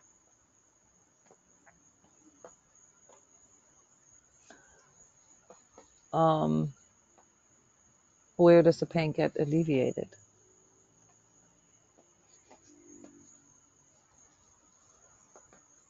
I mean, it's obvious when you have a physical ailment. Okay, let's say you stumped your toe, you stumped your toe real bad. Okay, and it's all swollen and all, and blah blah blah, and it's really really bad. And and you take a painkiller. Okay, where does the painkiller operate? It operates in the physical. Yeah, in the physical, it's not actually, you got to stitch up that wound or you or whatever, but it's like it's a band-aid. Right. We don't we don't deal with the root. So you got to go, okay, this is here. What am I looking at? What is happening? And then, but you have to go deeper in the underlying part and go, what? How did it come Right. forward? What in me needs the healing? What do I need? Meeting the need there, right there. Yeah. But Or even more so, what painkillers, no. Okay, sorry. with the context of it, right? I mean, the materialist sees, let's say accidents, or stumping your toe as a sort of a coincidence. Okay, it's just like it is, you know. But if you see yourself, primarily as a spirit being, then you also understand that sort of everything that manifests in your life has some kind of spiritual fault, some spiritual cause, or some spiritual sort of lesson or something behind it. Let's say the context is that you just had a huge fight with your husband, okay, and you said something really mean, and you turn around, and stump your toe. My son would say instant karma. Right? What does he know as a 10-year-old? But somehow that's kind of wise, right? So you do something that is actually against your own striving, yeah, your own higher striving, or your own sort of promise, you know, not to harm others, and you do that, and as a consequence, something happens to your body, yeah. So you take a painkiller, obviously, you can, let's say you stitched the wound, but obviously the toe doesn't hurt anymore. But what about, your astral, that experiences the pain because, you did something that actually violates your own integrity, that or even if it's just on an unconscious level, sort of works against your higher striving. Okay, you're not really going to be able to contextualize that. You're not going to be able to resolve that. Yeah, because if you're not looking at the spiritual causes of, let's say, your physical pain, yeah, if you separate the physical in that way, obviously you can make the physical pain go away through all sorts of drugs and things like that. Yeah, but you basically robbing yourself of the opportunity to feel deeper into it, and to maybe via the inspiration of karmic contemplation, realize that it was actually not okay what you just said. Yeah, and miss out on the opportunity to go back and apologize and say, hey, I got really angry and it wasn't the right thing to do. Similar would be the use of alcohol to numb the inner turmoil. Absolutely. Absolutely. Hmm. Yeah, so I mean, it's of course much more complex, and we're probably going to get there, workshop wise, to cover that together. Like, what is the spiritual cause, and also the karmic consequence for certain, activities or actions or non-actions. Okay. For example, as alcoholism, or expressed as drug addiction, or expressed as cancer, or expressed as all these different types of typical diseases that we have nowadays. This is holistic medicine. It's a very, very interesting field, and subject to a lot of research right now. If you believe it or not, this is coming. Okay. Yeah. So you guys here are already getting sort of glimpses of that. That karma does not just express in these sort of airy fairy, big things. It can also express in very hands-on, like things that seem banal, or profane, almost, like accidents, or being a victim of a random, like some crazy guy, or um, you know diseases, certain types of diseases. So when you see yourself as a spirit being, you must assume that there is a spiritual reason behind that. You just have to refrain from interpreting it, or inferring. All you can do is like, okay, um, let me just assume that, and if I am taking a painkiller, or if I'm cutting it out, or sort of removing the symptom, then become aware that you're not actually working on the spiritual cause. Like that the cause is still there and it's not being addressed. So this is something else here, because when it comes to like especially physical conditions, that's why it's always advisable to see a counselor or a coach, or in my case, an energy healer, to better understand what that disease is actually, what that physical condition is actually reflecting back to you. And how to address the root cause, rather than just sort of obsessing about the symptom. This is something that our health care or sick care system still, where it still has to evolve. Okay. That hasn't really sunk in yet.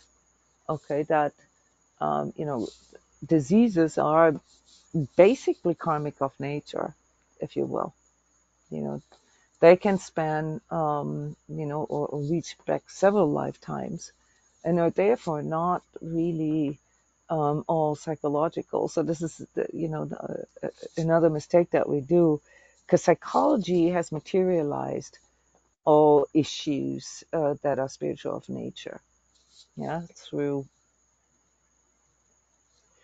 basically declaring it some kind of neurotransmitter deficiency, or let's take depression for example.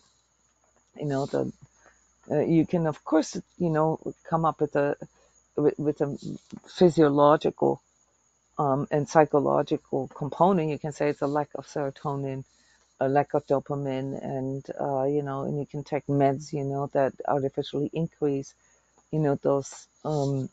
those neurotransmitters. But and subjectively, the person is going to feel less depressed. But as a consequence, and we have statistics for that that are actually real, the person is becoming more anxious now. The depression is gone, but anxiety takes its place because the spiritual cause is actually not addressed. The spiritual cause, of depression, where we basically don't see a value, in life anymore. Maybe because we are so fixated on the material life and we don't get what we want from it, or that we actually don't see any value outside of the material, that can lead a person into depression, all the way to suicide, okay, or suicidal ideation.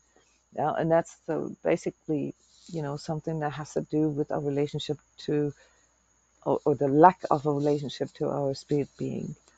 Okay, with anxiety, it's mostly sort of a mental disease, etheric disease. Here, it comes here from the etheric, okay, and shows, that the belief systems and the unconscious belief systems and the programs and so forth, yeah, the conditioning and coping, that is too internalized. It's too self-centered, basically. Yeah, that's what anxiety is, and that the person isn't really going into exchange enough. Like the contact, the expression of love and mutuality and compassion with the outside world, that is inhibited somehow. So of course you can take meds that take your anxiety away, but you're not really going to address the underlying cause, namely that you need to get out and care for something outside of yourself. Yeah, so you see there's a multitude of things to consider when it comes to physical illnesses. And that's, like a whole sort of workshop series in and of itself. When it comes to relationships, which is, basically the topic that we've landed on, and we're looking at like emotional pain and struggle, yeah, like the emotional pain of, love relationships, yeah, and sort of the fact that, we, or not the fact, but the insight that we messed up, or that we did something that we don't want to be done to us, to ourselves, that we could do better. Okay, that's, as many of you know, uh, one of the biggest sort of excruciating pains that we can experience. The heartbreak or the heartache. Yeah, that's the one that you guys all mentioned here, in a way. That's the one that we want to protect ourselves from. Okay, so that's why when we talk about karma, we often like relate that to relationships, because there's something in us that tells us that sort of nothing goes unrecorded, nothing sort of just happens for no reason. So we have to follow up on that in our relationships. And I put a slide together here, like sort of what these origins of karmic ties and relationships, like how we feel that there might be something karmic there. what the origins could be, what the expressions, how this could express that we have karma in relationships. Those of you that are in the energy training club have worked this with me here the last 3 days, 72 hours. That's what we do in the energy training club, guys. We really go vertical. We really go into these themes and work them through with energy sessions in which we put, sort of learn to kind of like a higher meditation state, to tap into that and to communicate. And those are live sessions. So here are 9 sort of possible expressions of karmic ties and relationships. There's some kind of past life connection. What could this be? This could be like the example I gave last time, earlier, where you've done harm to somebody. Some kind of harm. You maybe even enjoyed that, or you just sort of being a mean person, okay? And in the end, you realize either on your deathbed or in the procession of your afterlife that that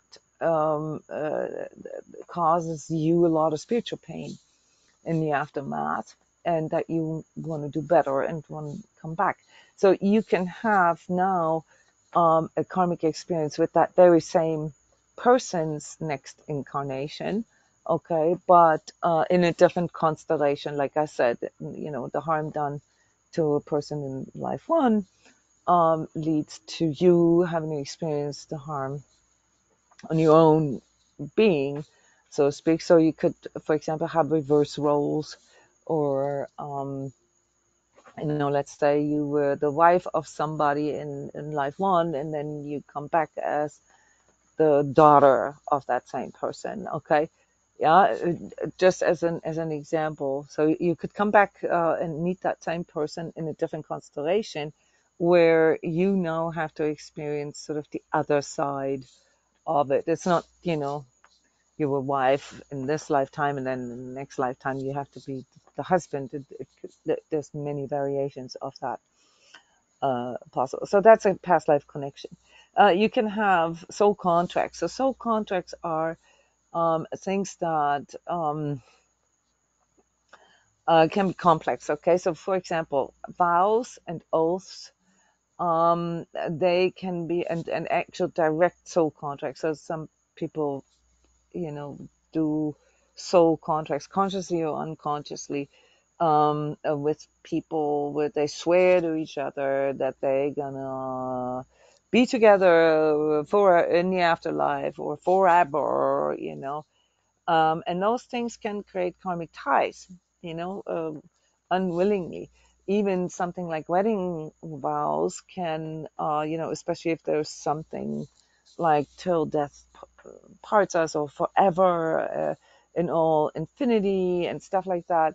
Those kind of vows, they create sort of unconsciously soul contracts where you have to kind of work. You're going to have to work that, in future lives. Okay. Yeah. Because you committed to it. It's like a commitment. And there's other kinds of commitments. You can align yourself to a certain belief. Cults are known for that, or rituals, in which you devote yourself to this or this being, or this or this person, or this or this entity. That's also a soul contract. All right, number 3, shared lessons. So this is something that is probably more often than not the case for most of you guys' relationships, is that, you kind of karmic supporting actor for one another. Okay. So you have a lesson, they have a lesson, and you guys are like the pea in the pot. Okay. You're like a perfect match. And that, whatever it is that you have to learn through that lesson, he or she has to learn the other side. Yeah, but a shared lesson can also be something like so spirit companions, spirit teams.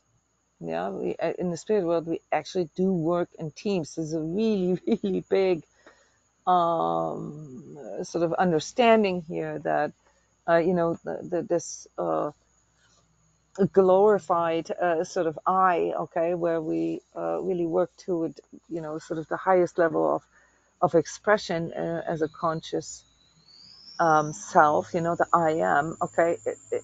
In I am, you really also understand the interconnectedness, and no longer actually need to see yourself as an individual I, okay. And that's why a lot of a lot of us, human souls that are a little higher developed actually work in teams. We have sort of our little soul band, that we go through all our life experiences with together, because we've already kind of figured we're aligned to the same stuff. Then we have unfinished business. That's obviously, like something that did not come to fruition, or that wasn't really expressed, that didn't really unfold, to its fullest potential, if you will. There's a sort of an aftermath, or there's something unresolved there that, sort of needs to be redone. Yeah, unfinished business. That's often also something that we experience without knowing it. So there's something that you have to experience with that person, because it was already sort of in the making, but then you didn't get to finish it in the previous lifetime. Energetic imprints have to do with sort of your aptitude. Okay, so let's say that you have developed a certain consciousness level, and the kinds of lessons that you need to learn, they are different now. And like I said earlier, you have your astral, you have your etheric, and you have your physical, and you have your I. And your etheric starts to change with your consciousness. So this reorganization of your physical body and so forth, that actually happens in correlating to your conscious development. And there's sort of certain imprints, that leaves behind, that then sends out a signal in sort of the next lifetime, that attracts certain kinds of people into your life, because you have to have certain kinds of experience on a certain level of consciousness. Mirroring and reflection. Well, this is probably like 95% of all relationships that you'll ever have, are more or less based on mirroring and reflection. Like just showing you, through your own actions and the feedback that you get, just sort of like how well that works. Okay, so most people in your life, they're not there because they're in a spirit team with you, or because you have unfinished business with them. They're just there to reflect things to you, like so that you can learn about yourself. Catalyst for transformation. So catalyst for transformation, can be, let's say, there is a contract that, or not necessarily contract, but the promise that you've made to your higher self. Okay, so this lifetime you want to learn this or that, and you kind of diddle daddle around all your life, until you're like whatever 60, and it's not going like fast enough. You kind of wasted too much time on,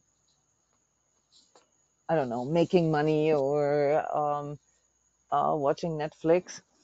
And so there's a sort of a little sort of intervention that needs to take place. So like I call this true self intervention, or higher self intervention. And somebody else needs to kind of participate in that. Let's say the car accident. Okay, so you, or like we've had real life examples here. Okay, But let's take the car accident as something that we can imagine. You kind of like sort of running a little behind on your time plan, okay, as far as like really fulfilling and expressing what you came here to do. And karma is now uh, offering you a car accident with a near-death experience so that you get a little bit of a turbo, a little bit of a quickening there, to get you to these insights that you I don't want to say supposed to, but that you are planned, your higher self planned on getting to in this lifetime. And you need somebody else to kind of play along with this. You need to have somebody who runs you over. You need to have someone who is willing to take on the karma of running you over, just so that you can have that catalytic experience of near death for your own soul growth. Do you guys understand the implications of that? Yeah, does everybody understand that? It's very complex. The more you actually feel into this, but somebody has to agree to doing that to you. Yeah, and to then work through that in future lifetimes. There is, however, a qualitative difference. If I agree to being the one that runs you over, let's say you know, I just had a moment of like complete sort of blackout and I don't see the red light and I accidentally run you over. Okay, that's not like meanness or anything. It does create a sort of a karmic tension or tie for me, but not the same as, like, say, the serial killer that goes and seeks out its victims and does that sort of out of a lust or desire. That's a different kind of karma. Do you know what I mean? So there's like many different gradients and ranges of that. So it's basically just I'm agreeing to being the catalyst for your transformation, and then in return, that provides a catalytic effect from my own transformation, something like that. Balancing karmic debt. Yeah. So this is, something that many of you sort of intuitively feel. Annetta, you shared this last time. You said something like, I must have been really mean and vile to other people in a previous lifetime. And, I'm here like, to work off the debt. And it shows differently in each sort of consequential incarnation. Yeah. So this doesn't actually have to happen with the souls of the same people in a future lifetime. This can happen, through, let's say, you were really mean to animals in one lifetime, and you keep coming back, and you end up sort of building a shelter for dogs and dedicate your entire life to the well-being of dogs, to work off that karmic debt. Yeah, you do that out of your own sort of volition and your own sort of karmic pull into doing something for animals to do good. Yeah, I think some of us here can relate to that real well. And another one that is a bit more elusive, but is divine timing. That's just really in the opportunity of something that just has to happen. So, for example, kids that die real early, like at 6 months or 2 years, or these things, super sort of tragic kind of curveballs. Let's say like a most recent example here with the assassination attempt to Donald Trump. The guy that got hit by the bullet. That's sort of divine timing. There's, the karma puts you right there, because it was your time. And as opposed to like just dying sort of in your bed or whatever. Like this was a karmic opportunity for karma to be fulfilled, whatever the reasons are that you had to die in that moment. But it puts you into that place. It's a bit more complex than that, guys, because there's something about dying of a forceful death versus dying a natural death versus a suicide. Those all create different kinds of karmic lessons in our future incarnations. Okay. Also, very specific is premature deaths and stuff like that. So those are very specific type of karmic deaths or karmic ties or karmic lessons, or simply things that have to happen. Yeah, I sometimes call temporal markers. There's certain things that have to happen, and whoever is just in the proximity or sort of matches up with that energy signature then becomes part of that,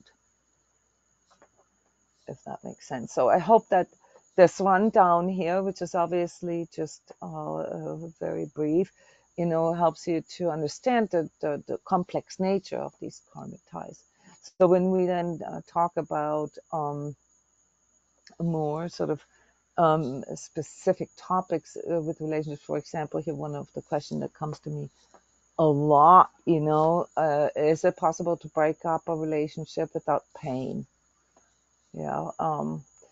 Who of you has ever been in a relationship, break up, and had the desire to make it as amicable as possible, as to make it as smooth as possible, sort of trying to do it like grown-ups? Who of you has ever been in a situation like that? Give me a hand sign here. Yeah, where you had the desire to do this, in a good way, in a mature way. Yeah, not many of you, but you've been there. Okay. So, yeah, wanting, like, let's investigate the nature of a breaking up a relationship. What is it that we experience here when a relationship breaks up?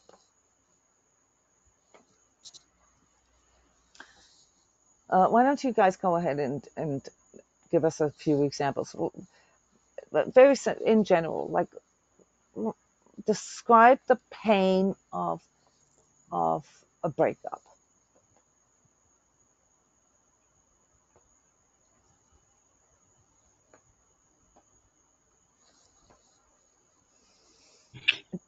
Hey, it's like heartache and loss, and it's almost like a death of something. It's a closing of a chapter, and it's so painful, but also not wanting to cause another person pain. So, say Okay. in an example where I just felt there was no more growth with this person. I really liked them as a friend. And then I realized my reasons for getting into the relationship were probably more codependent, and then realizing that that's not fair on the other person Mm-hmm. or and then going, oh wow, hang on. They're really into me or really invested.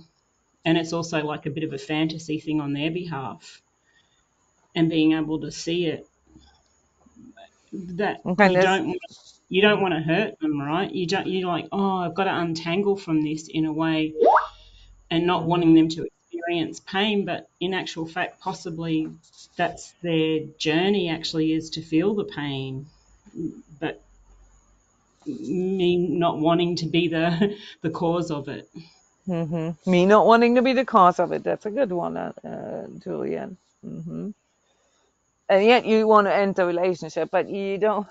You don't want to cause pain. So there can be, or you don't want to be the cause of pain. And yet, though, your own pain, which is the reason for you to end the relationship, is there as well.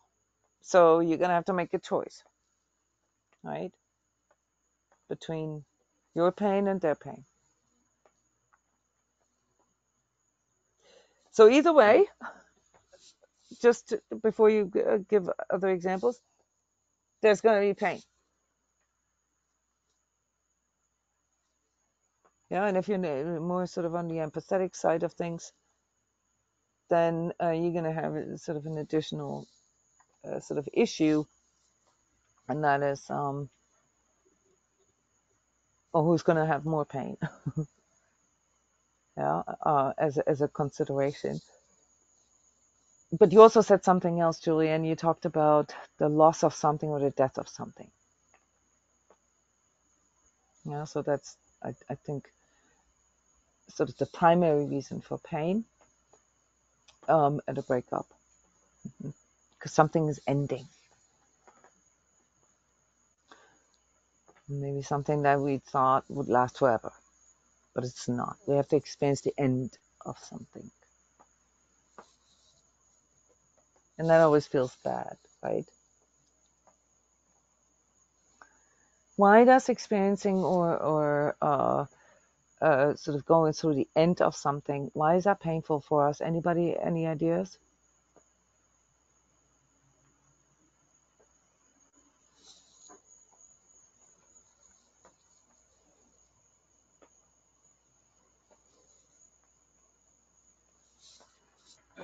For me, in part, it would be because of the upcoming change, I think. Okay. Yeah, losing the familiar. Mm-hmm. And what Julianne was talking about when she was talking about the pain, I was wondering if one of the greatest pains comes from the losing the reflection of the divine through the other, and perhaps the aliveness and love and everything that we feel more amplified that way. Perhaps if we haven't found it that clearly in ourselves as well, it But would that be would be the more payoff. extreme. That would be the payoff, right? The Yeah, payoff of being in the relationship is what you just described, um, as sort of the aliveness or the um, the feedback. yeah. I'm sorry I had to step away for a bit, so maybe I missed some stuff. No, I had to step away because my Skype keeps on dinging. Do you guys hear that too? So I had to change that to no, to don't disturb. Oh, Hmm. Yeah. So the us not wanting, to lose what we get from it, right? I mean, that too comes to an end when we end the relationship, whatever the payoff is, right? In your case, you mentioned like sort of the familiarity, the routines, the daily rhythms and stuff like that. So, in that for you, that could be part of the pain with the breakup, is that you have to change now. I don't have an alarm clock. Jeff is my alarm clock. If Jeff and I would ever break up, one of the big changes in my life would be that I actually have to get myself an alarm clock. No, just joking.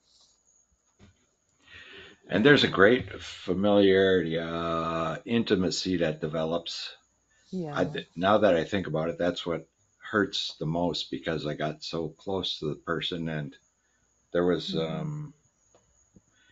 the sharing, the interaction, right? Yeah, it was also a lot of work, probably, right? I mean, depending on how long the relationship lasted, but obviously, the longer the relationship, the stronger that aspect. Yeah, Yeah, I mean, not just the person, also their family and all that. I remember when I ended my first marriage, I had two stepchildren, and that I've raised from like they were 1 and 3, when we got together, and they were a big part of my life. I loved them like my children, and there was a real sort of fear of losing them. when I divorce, if I would divorce. So the intimacies and the bond, really, right? Beyond, Yeah. sort of the romantic part, but just the social network too. Yes. The friends that we have together, or the family, the in-laws, or whatever. There's that needs to be expected, right? That there's a little bit of a breakup with them as well. hmm There's So some the fam- magical stuff happens in relationships, actually. and then most of it takes quite a bit to build. You Yeah, know. Yeah. it, it's like all the framework falls apart. It's everything that we've, like you say, all the relationships that also come from that one relationship, and what you do on the weekends, how you live your life, the whole thing collapses. And you may begin to wonder if any of it was real. Yeah, or you begin to wonder if that's maybe something that you need to refresh and renew. You know, I mean, if your whole framework collapses when you enter a relationship, then that in and of itself can be a karmic lesson as well.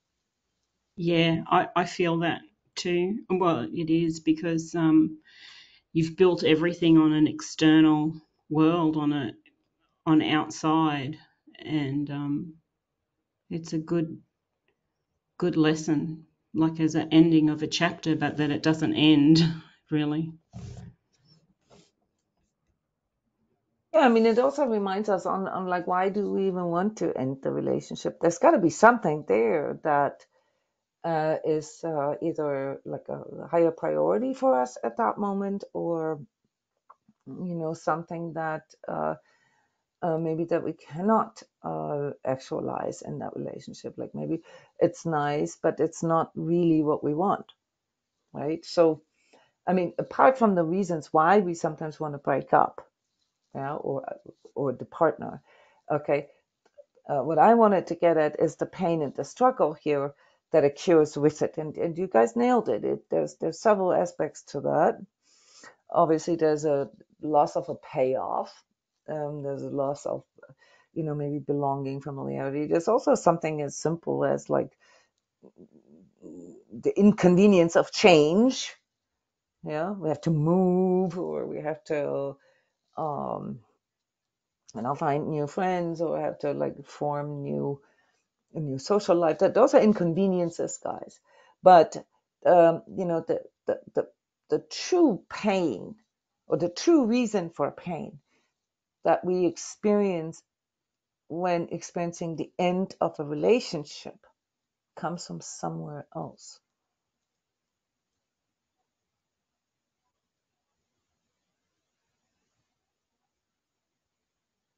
Anyone who's ever gone through a big breakup will most likely have experienced that, um, not just in the highest degree of intensity, but also for the longest time. It just took the longest to overcome. What makes breakups so hard? My last major one, it took me years to get over, but I wasn't a real healthy person at the time, and I was more externalized. Um, so I think I just clung to the feeling and everything. And had what did you have to get over? You clung to the feeling. Okay, so there's a sort of a pull into the past, would you say? Into Yeah, the into the connection. But you see, what I was doing was thinking that was love. When I was away from it, I thought it must have been love. But when I was in it, it didn't seem like it. So what I was, you know what I'm saying? I was Oh, totally. connecting, looking at that person as a source of love. which I had to learn to go within. That was one of the biggest hmm, learning experiences of my life, actually. So I reversed it, became less dependent upon that, found it within myself. So perhaps I would experience less pain now because that longing and that Because type you of learned a longing would karmic be gone. lesson, is that what you're saying? Through the Okay. breakup. Okay. Yes, but you said something important here right now, and that's something else other than just learning about sort of the externalization that we all do. You said that when you were together, it didn't really feel like love, but when you were apart, you thought it was love. I That thought, yeah, you thought, and it had to that's be. that's a key. That's a key here. You thought it. Okay, so that's sort of the hang on a second here. Just got tangled up with my headset. Sorry for that noise. You had a certain idea of how it should be, Yes. or in a lot of cases, it's also how it could have been. Oh, yes, Okay, I do a lot of that as well. yeah, it's the fantasy. It's the fantasy and the thought construct. It's etheric. Yeah, it has nothing to do with love. Yeah, I'm in love it's with being in love, right? Or well, or the idea of it. the The idea of idea it. or the Yeah. construct of it. Okay, the typical sort of fantasy bond that be like the extreme of it. But there's a sort of there's a vision that we have when we fall in love, and this goes into the future. So we kind of form sort of a future thread. We form, we get a blank book, and that blank book, journal, whatever, is supposed to be for our relationship, and it ends after 2 pages. It didn't get fulfilled. Okay, so because we had this sort of vision of what it could be or how we want it to be, and it just didn't turn out that way. Okay. And This that, brings in the pain again and the mm-hmm, connection to that yeah, because the pain that I felt and the longing was part of my idea of what love was about. it was the idea of love. Yes. It What was I the thought it was. idea. Yes, what it thought it was. And that's, by the way, the most painful part of a breakup. The most painful part of a breakup is, letting go of the idea of what it should have or could have been. Ah, Yeah, ding because ding. yes, we all form a projection. That's what a projection is, of how we think it is or how we think it should be or how we think it can be. Okay, and letting go of that construct causes the most excruciating pain, namely the ego pain. And if you then add all the other aspects, the emotional, the sentimental, and the social, and there's also a material aspect to many people's breakup experience, where they feel like they've invested so much after all these years and all this work and you don't want to let go of our investment. Anybody ever experienced that? 20 years of my life, or I sacrificed the best years of my life, or um you know what I mean, like where it feels like we don't really want to admit to ourselves that it's like we don't want to realize the loss. So going through a breakup triggers a lot of ego stuff. It's all ego stuff. Okay. Mainly, if I now, if you allow me to frame this in a spiritual way, mainly because we have to let go of a construct, of a projection, and it, on an even deeper level, letting go of that, of this ideal, or how we wanted it, uh, it also triggers a fear of death in us. So, Julianne, you actually said it. You said it's the end of something, it's like the death of something, and that's exactly what it is, how our ego Mm. experiences it, and that's why it's so Mm. painful. Yeah. If you see it as a spiritual person, you realize that it's not. you know, first Mhm. of all, that love, that sort of intimacy that you guys describe, that actually doesn't go away after you No, break up with a person. You I, know. I was Mhm. I was going to say that love, and even when Roger describes it, it's like, yeah, but we felt it. I was the one feeling the love. It wasn't actually I was sharing it, and just because that relationship is gone, their love, I got to experience feeling that love within myself, and I'm Mhm. like, oh, I can tap into that because I'm the one creating, experiencing the love. And Yeah. even in a fantasy relationship, I was so in love with my first boyfriend. Oh my God, all I did was dream about him and want to be with him and breathed in his essence in me. But he certainly, I don't even know what his experience of me was, right? But in my head, that was what we were having. So that was my fantasy. And that pain was so great. Like you say, it was a construct of, and the Mhm. ego that was invested in that, I suppose. But understanding that I can feel that love for me now, Mhm. in much later in life, I was the one who was experiencing the love. Now I look back at him, I think, oh my God, what was I thinking? I know, right? I know exactly what you mean. But Hmm. that gave me the later on in life, when I could really view it and look back on it, it's as that love, I was actually the one experiencing Yeah. it. It So was there's something, me. yeah, there's something that comes with the spiritual contemplation and with, making the unconscious conscious, and that is that you realize that, that which you sort of generated within yourself, that's real. And that's a reference feeling for something, whether it was, fueled by fantasies and stuff like that, in pertaining that particular person. Okay. That part was not real, but the actual feeling of it as a reference feeling was real.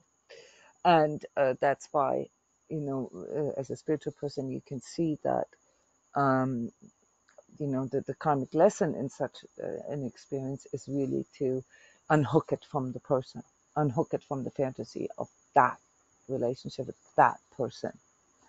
Everything that you did experience, everything that you did build, everything that you did work for consciously in a relationship, you don't lose that. You're just not going to be able to express it in the same way as you did before, simply because of the other agreements. Let's say, you were married and you decide to get divorced, so now you no longer share, economic things, or, those are all material things. Yeah. Or you no longer live together. That's still material. Yeah. So we have to understand that, and start to differentiate that a little bit, and that then, more or less helps you to overcome the pain, because you realize it's not really about that person. It's not really about that person. And you guys all are familiar with the, the twin soul and soulmate kind of notions, and I wrote a lot about it and did a lot of workshops about this. And there is something like that, where you have this energetic attraction to a person, where you really feel that you are, that this love, is made, in heaven. It's more of spiritual nature than of material nature. If you spiritually mature, you then also understand that there might be a reason why this cannot come into physical/material expression in this lifetime. Yeah. So you can still feel that, and you can still say, okay, it's there, but that doesn't mean that it has to lead to a relationship. Okay. You can also feel, if you're very starved, if you're very deprived of love, okay, then you can also confuse love. You can also confuse energetic resonance with, sort of soulmate stuff, because your ego sort of interprets this whole idea of soulmate, twin soul, into it, and creates this construct that this other person has to be your soulmate, and then sort of get disappointed if it doesn't work out this way. So there's delusions and delusions that play into that pain. Okay. And so the karmic lesson in overcoming the pain of a breakup is really, manifold. There's many different aspects to that. If not the most, the richest sort of karmic experience is through relationships, because it is so complex. But most of these complex reasons, like we just touched upon, okay, have their origin in you, in your attitude, in your fantasy, in your delusion, in your illusion, in your externalization, in your payoff, in your, you fill in the blank. Okay, so the end of something, like your whatever, okay, is sort of the task here, and that always comes with the letting go pain, because you can no longer sort of hold on to it. Okay, so is it possible to break up a relationship, or to be broken up with in a relationship without pain? No. The answer is no. There always is going to be pain.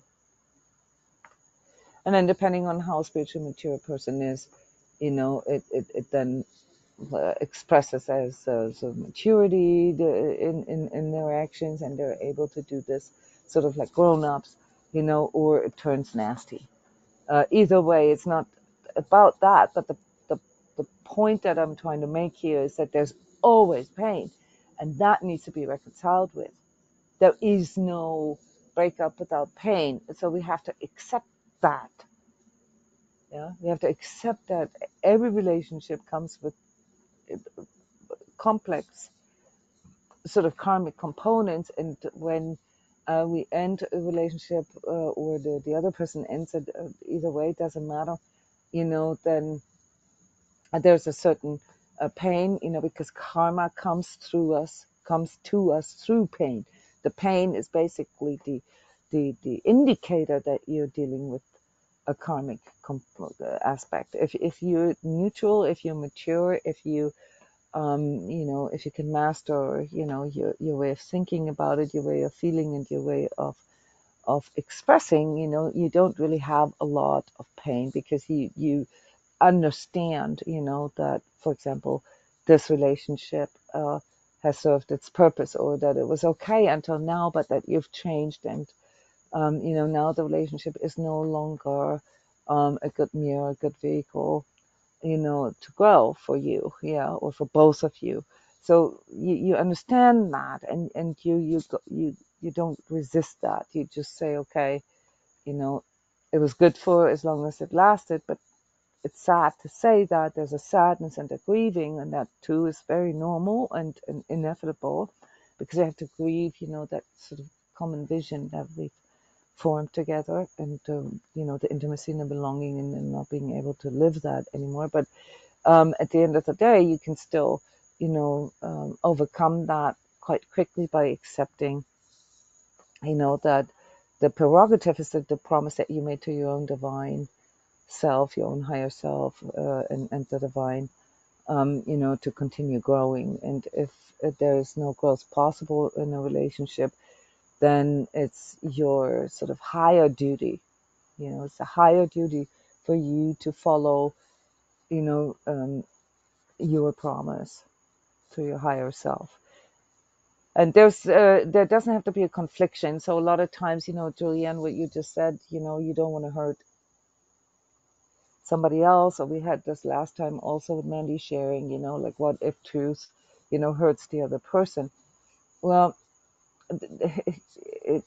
it's your higher duty to stay in truth. Obviously, there's variations. You can be harsh and ruthless, about truth, or you can be compassionate about it. But at the end of the day, it doesn't change anything. It doesn't change the fact that, uh, you or the other needs to move on. And so it's kind of like an indulgence of the ego to go through a prolonged breakup pain. You kind of have to get on with it. Yeah, it's you have to accept the fact that it's painful. Yeah, and the more mature you can handle that, the faster it goes. So having sort of prolonged, like Roger, like you shared, that needing 3 years to get over a breakup. I mean, I'm not saying that you got to suck it up or something. That's not what I'm saying. But that's a long time, and it shows you, the prolonged suffering shows you that there's something that you're not wanting to see, because the karma is already sort of in action, and you are sort of still struggling with the facts. Okay, so there's something that you're not wanting to accept, not something that you don't or can't work with yet. And so instead of going into the past, going into the nostalgia of things, or regurgitating, what could have been, and you need to go into like, okay, what is it that I'm learning from this? Yeah, What is it? sometimes I'm a little slow, and I'm beyond that now. That was No, multiple I understand. relationships ago. Yeah, I understand. And you've learned that lesson apparently, because you were able to Yes, share this in the right context. Like the way you just shared it showed that you get it.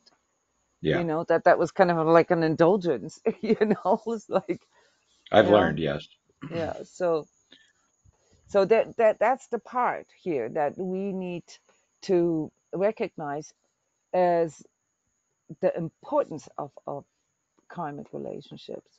The importance of karmic relationships is not the outcome. It's not that it leads to sort of this soulmate thing.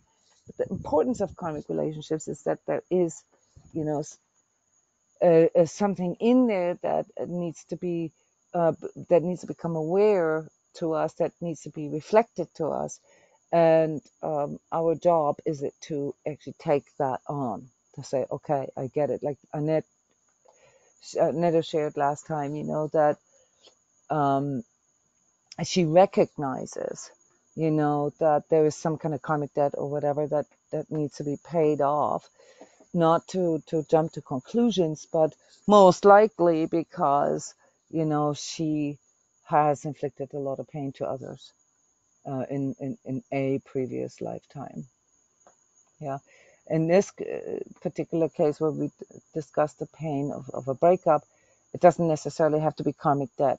It can really be just, an exploration of the learning experience. A lot of times, because as a coach, I'm in that position, helping people through breakups. A lot of times, in my observation, it really is a natural consequence of people going through transformations and growth, and all of a sudden they realize that the relationship is no longer a good vehicle for their own path, which does not mean that it's been a waste of time, or it was the wrong relationship to begin with. It doesn't mean that at all, because up until that moment that you realize that, the relationship served its purpose. Okay, it did exactly what it was supposed to do. And it is the moment that you realize that it's no longer really getting you anywhere, or that it's not fulfilling, or that it is not mutual, or whatever the reason, quote unquote, the reason is on the outside. And that is exactly the moment when it needs to end. And prolonging it then, or dithering, going back and forth, struggling with all those ego things like shame and guilt, and not wanting to change, and inconvenience, and fear of the future, what am I going to do, and all these things, they all just increase the pain. Now it's our refusal to basically accept the karma that is being expressed through that, no matter how it got to the breakup, who did what. That's not whodunit is not how karma operates. Karma operates as an opportunity for you, all right, to learn something about yourself and to form your I, to mature, to refine, to purify, to, ennoble and enrich your I. And our higher selves, form these kind of contracts, agreements, and so forth ahead of, birth. So that, the deal's already made. Okay, yeah. So if you go through a breakup after like a, say, 5-year relationship, then the deal was for 5 years. Okay. And the ego kind of still struggles with it, then that's for other reasons. And sometimes it is just that you have to learn that, your reasoning or your why you were in the relationship in the first place, what you get out of it, and so forth, is what you are attached to. Yeah, the intimacy or the belonging, or not having to sleep alone, or the entertainment or the aliveness or whatever. Okay, and when you get to that place where you have to stop that, or have to stop engaging in that relationship, it is exactly the moment where that is no longer in the foreground for you as the learning experience. Most of you actually have issues in regards to your own spirituality, and so I see a lot of relationships in this sort of spiritual community where you sort of really work on your consciousness and start having some very cool inner experiences, and really start growing into yourself, and your partner cannot connect with that at all. Yeah, and that's tragic in a way, because let's say everything else is great, except for that, except for the fact that you can't really connect spiritually. A typical case is the women have a higher inclination for spiritual growth, and guys sort of often, unless they got the impulse themselves, they kind of deflect that a little bit, or don't want to talk about it, and that creates sort of a deep feeling of aloneness or loneliness in the woman, and eventually leads to her no longer really feeling that the relationship is about her. It, that's just one example, but it is a stereotypical example. And that doesn't mean there's anything wrong with you or him. It just means that that which you came here to express, it now needs a different form. So your next level sort of relationship is one where you can actually express and exchange those spiritual considerations, and form sort of like a deeper form of love, that includes the spiritual aspect of your being. Now that's just to reassure you that like what you're feeling there, the deficit in spiritual connection, that is a good reason to move on, because that is basically the reason for your life, for your life's experience. So don't feel like there's anything wrong with you because you want to, or you feel the desire to spiritually connect. That is a very noble and a very important desire that shines through, coming, as a direct impulse from your astral being, to further develop that. Can we meet certain people in future lives again? Yes, we talked about this, and most likely you will.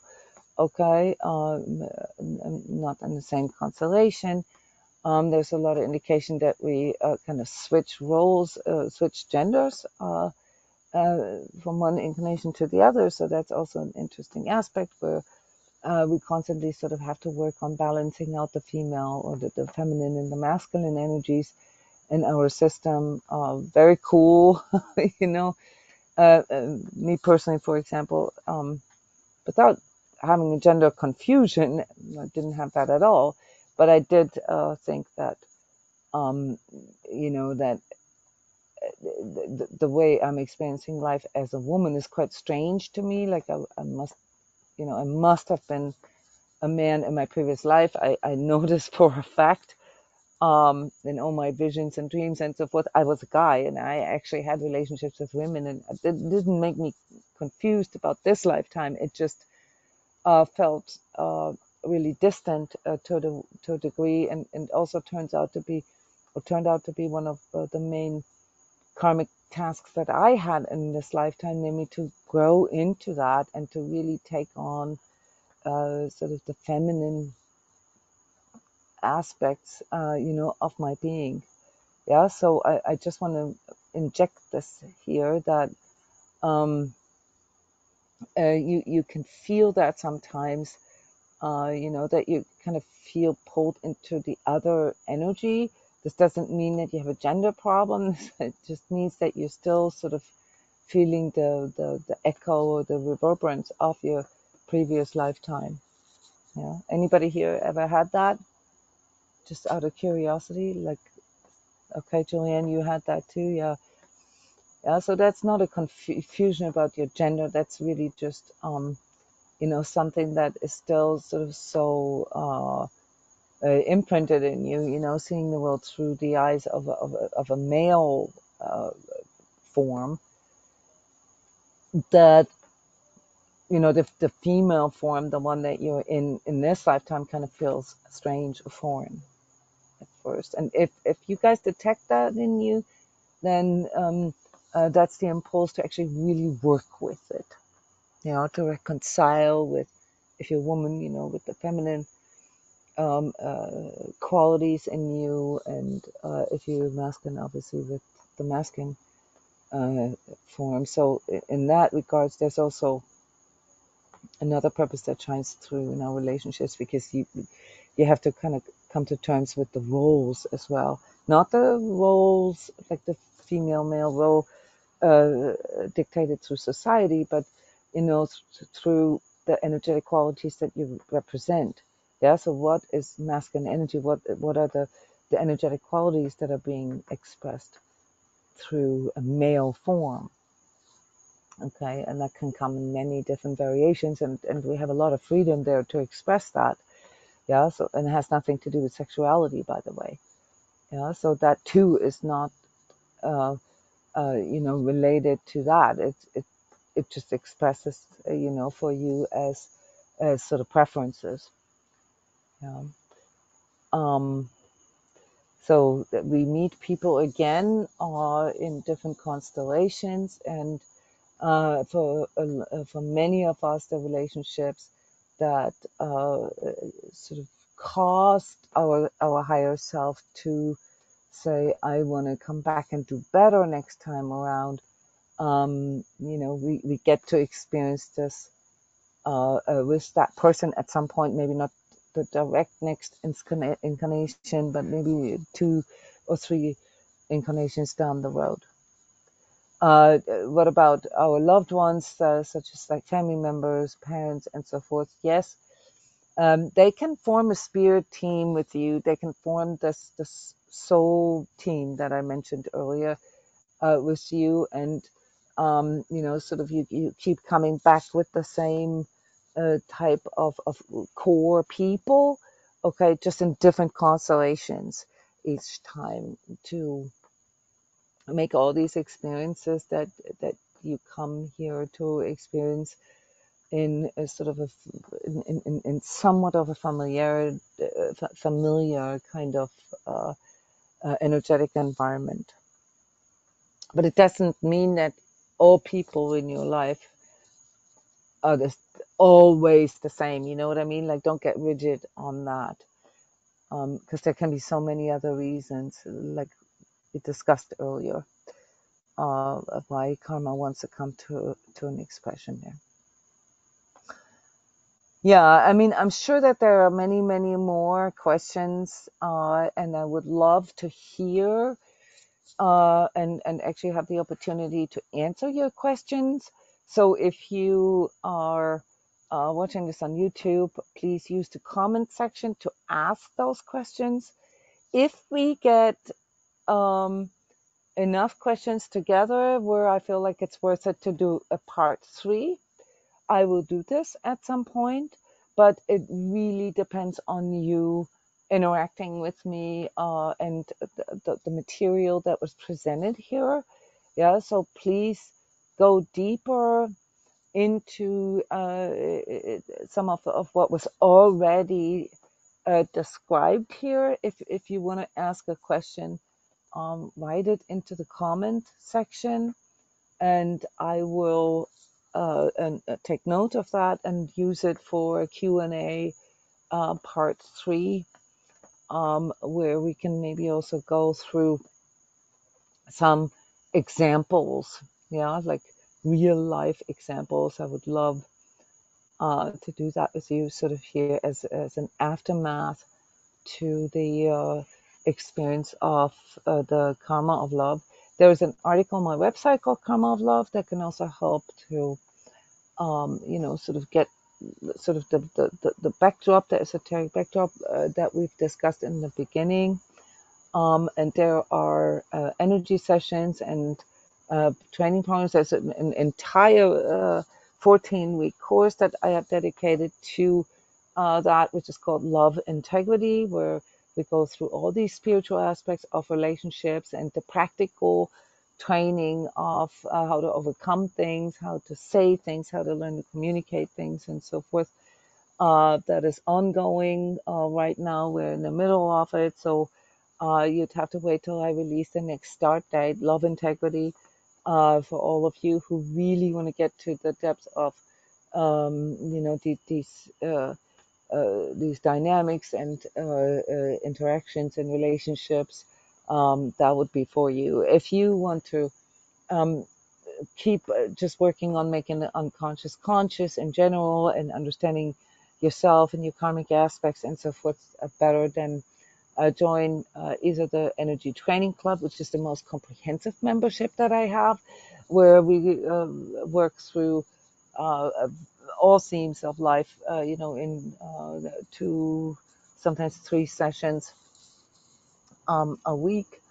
If you want to do more of a self-study, then become a member of our Sacred Self-Healing community with the 24 steps.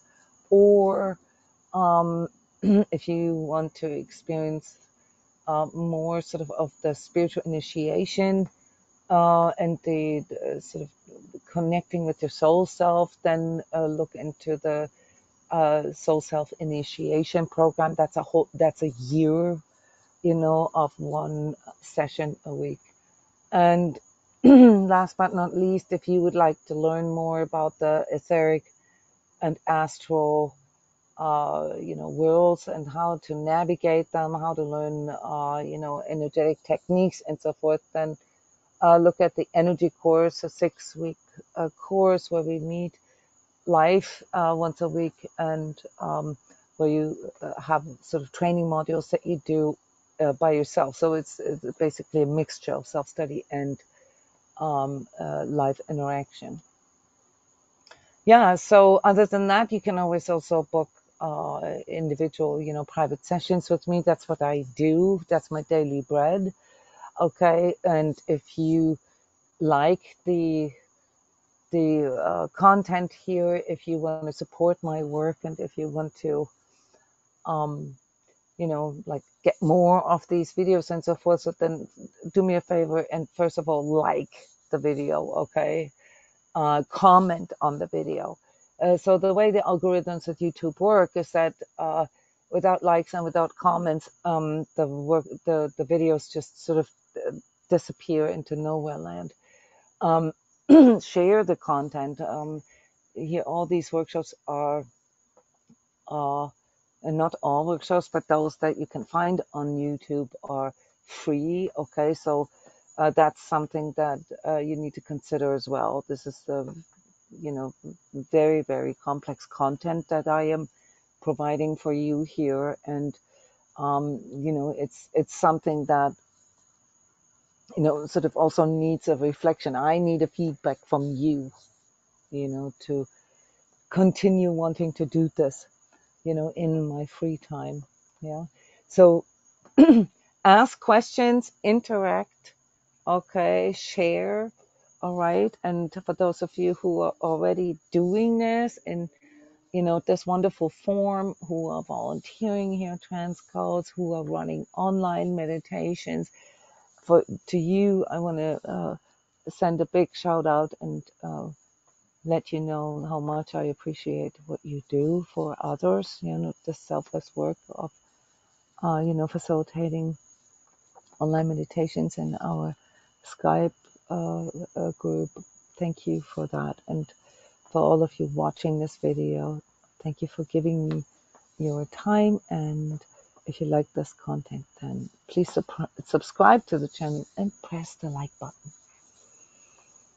All right, everyone. I hope that you got inspired, empowered, and somehow sort of moved by these things. I love you guys and hope to see you soon. Okay.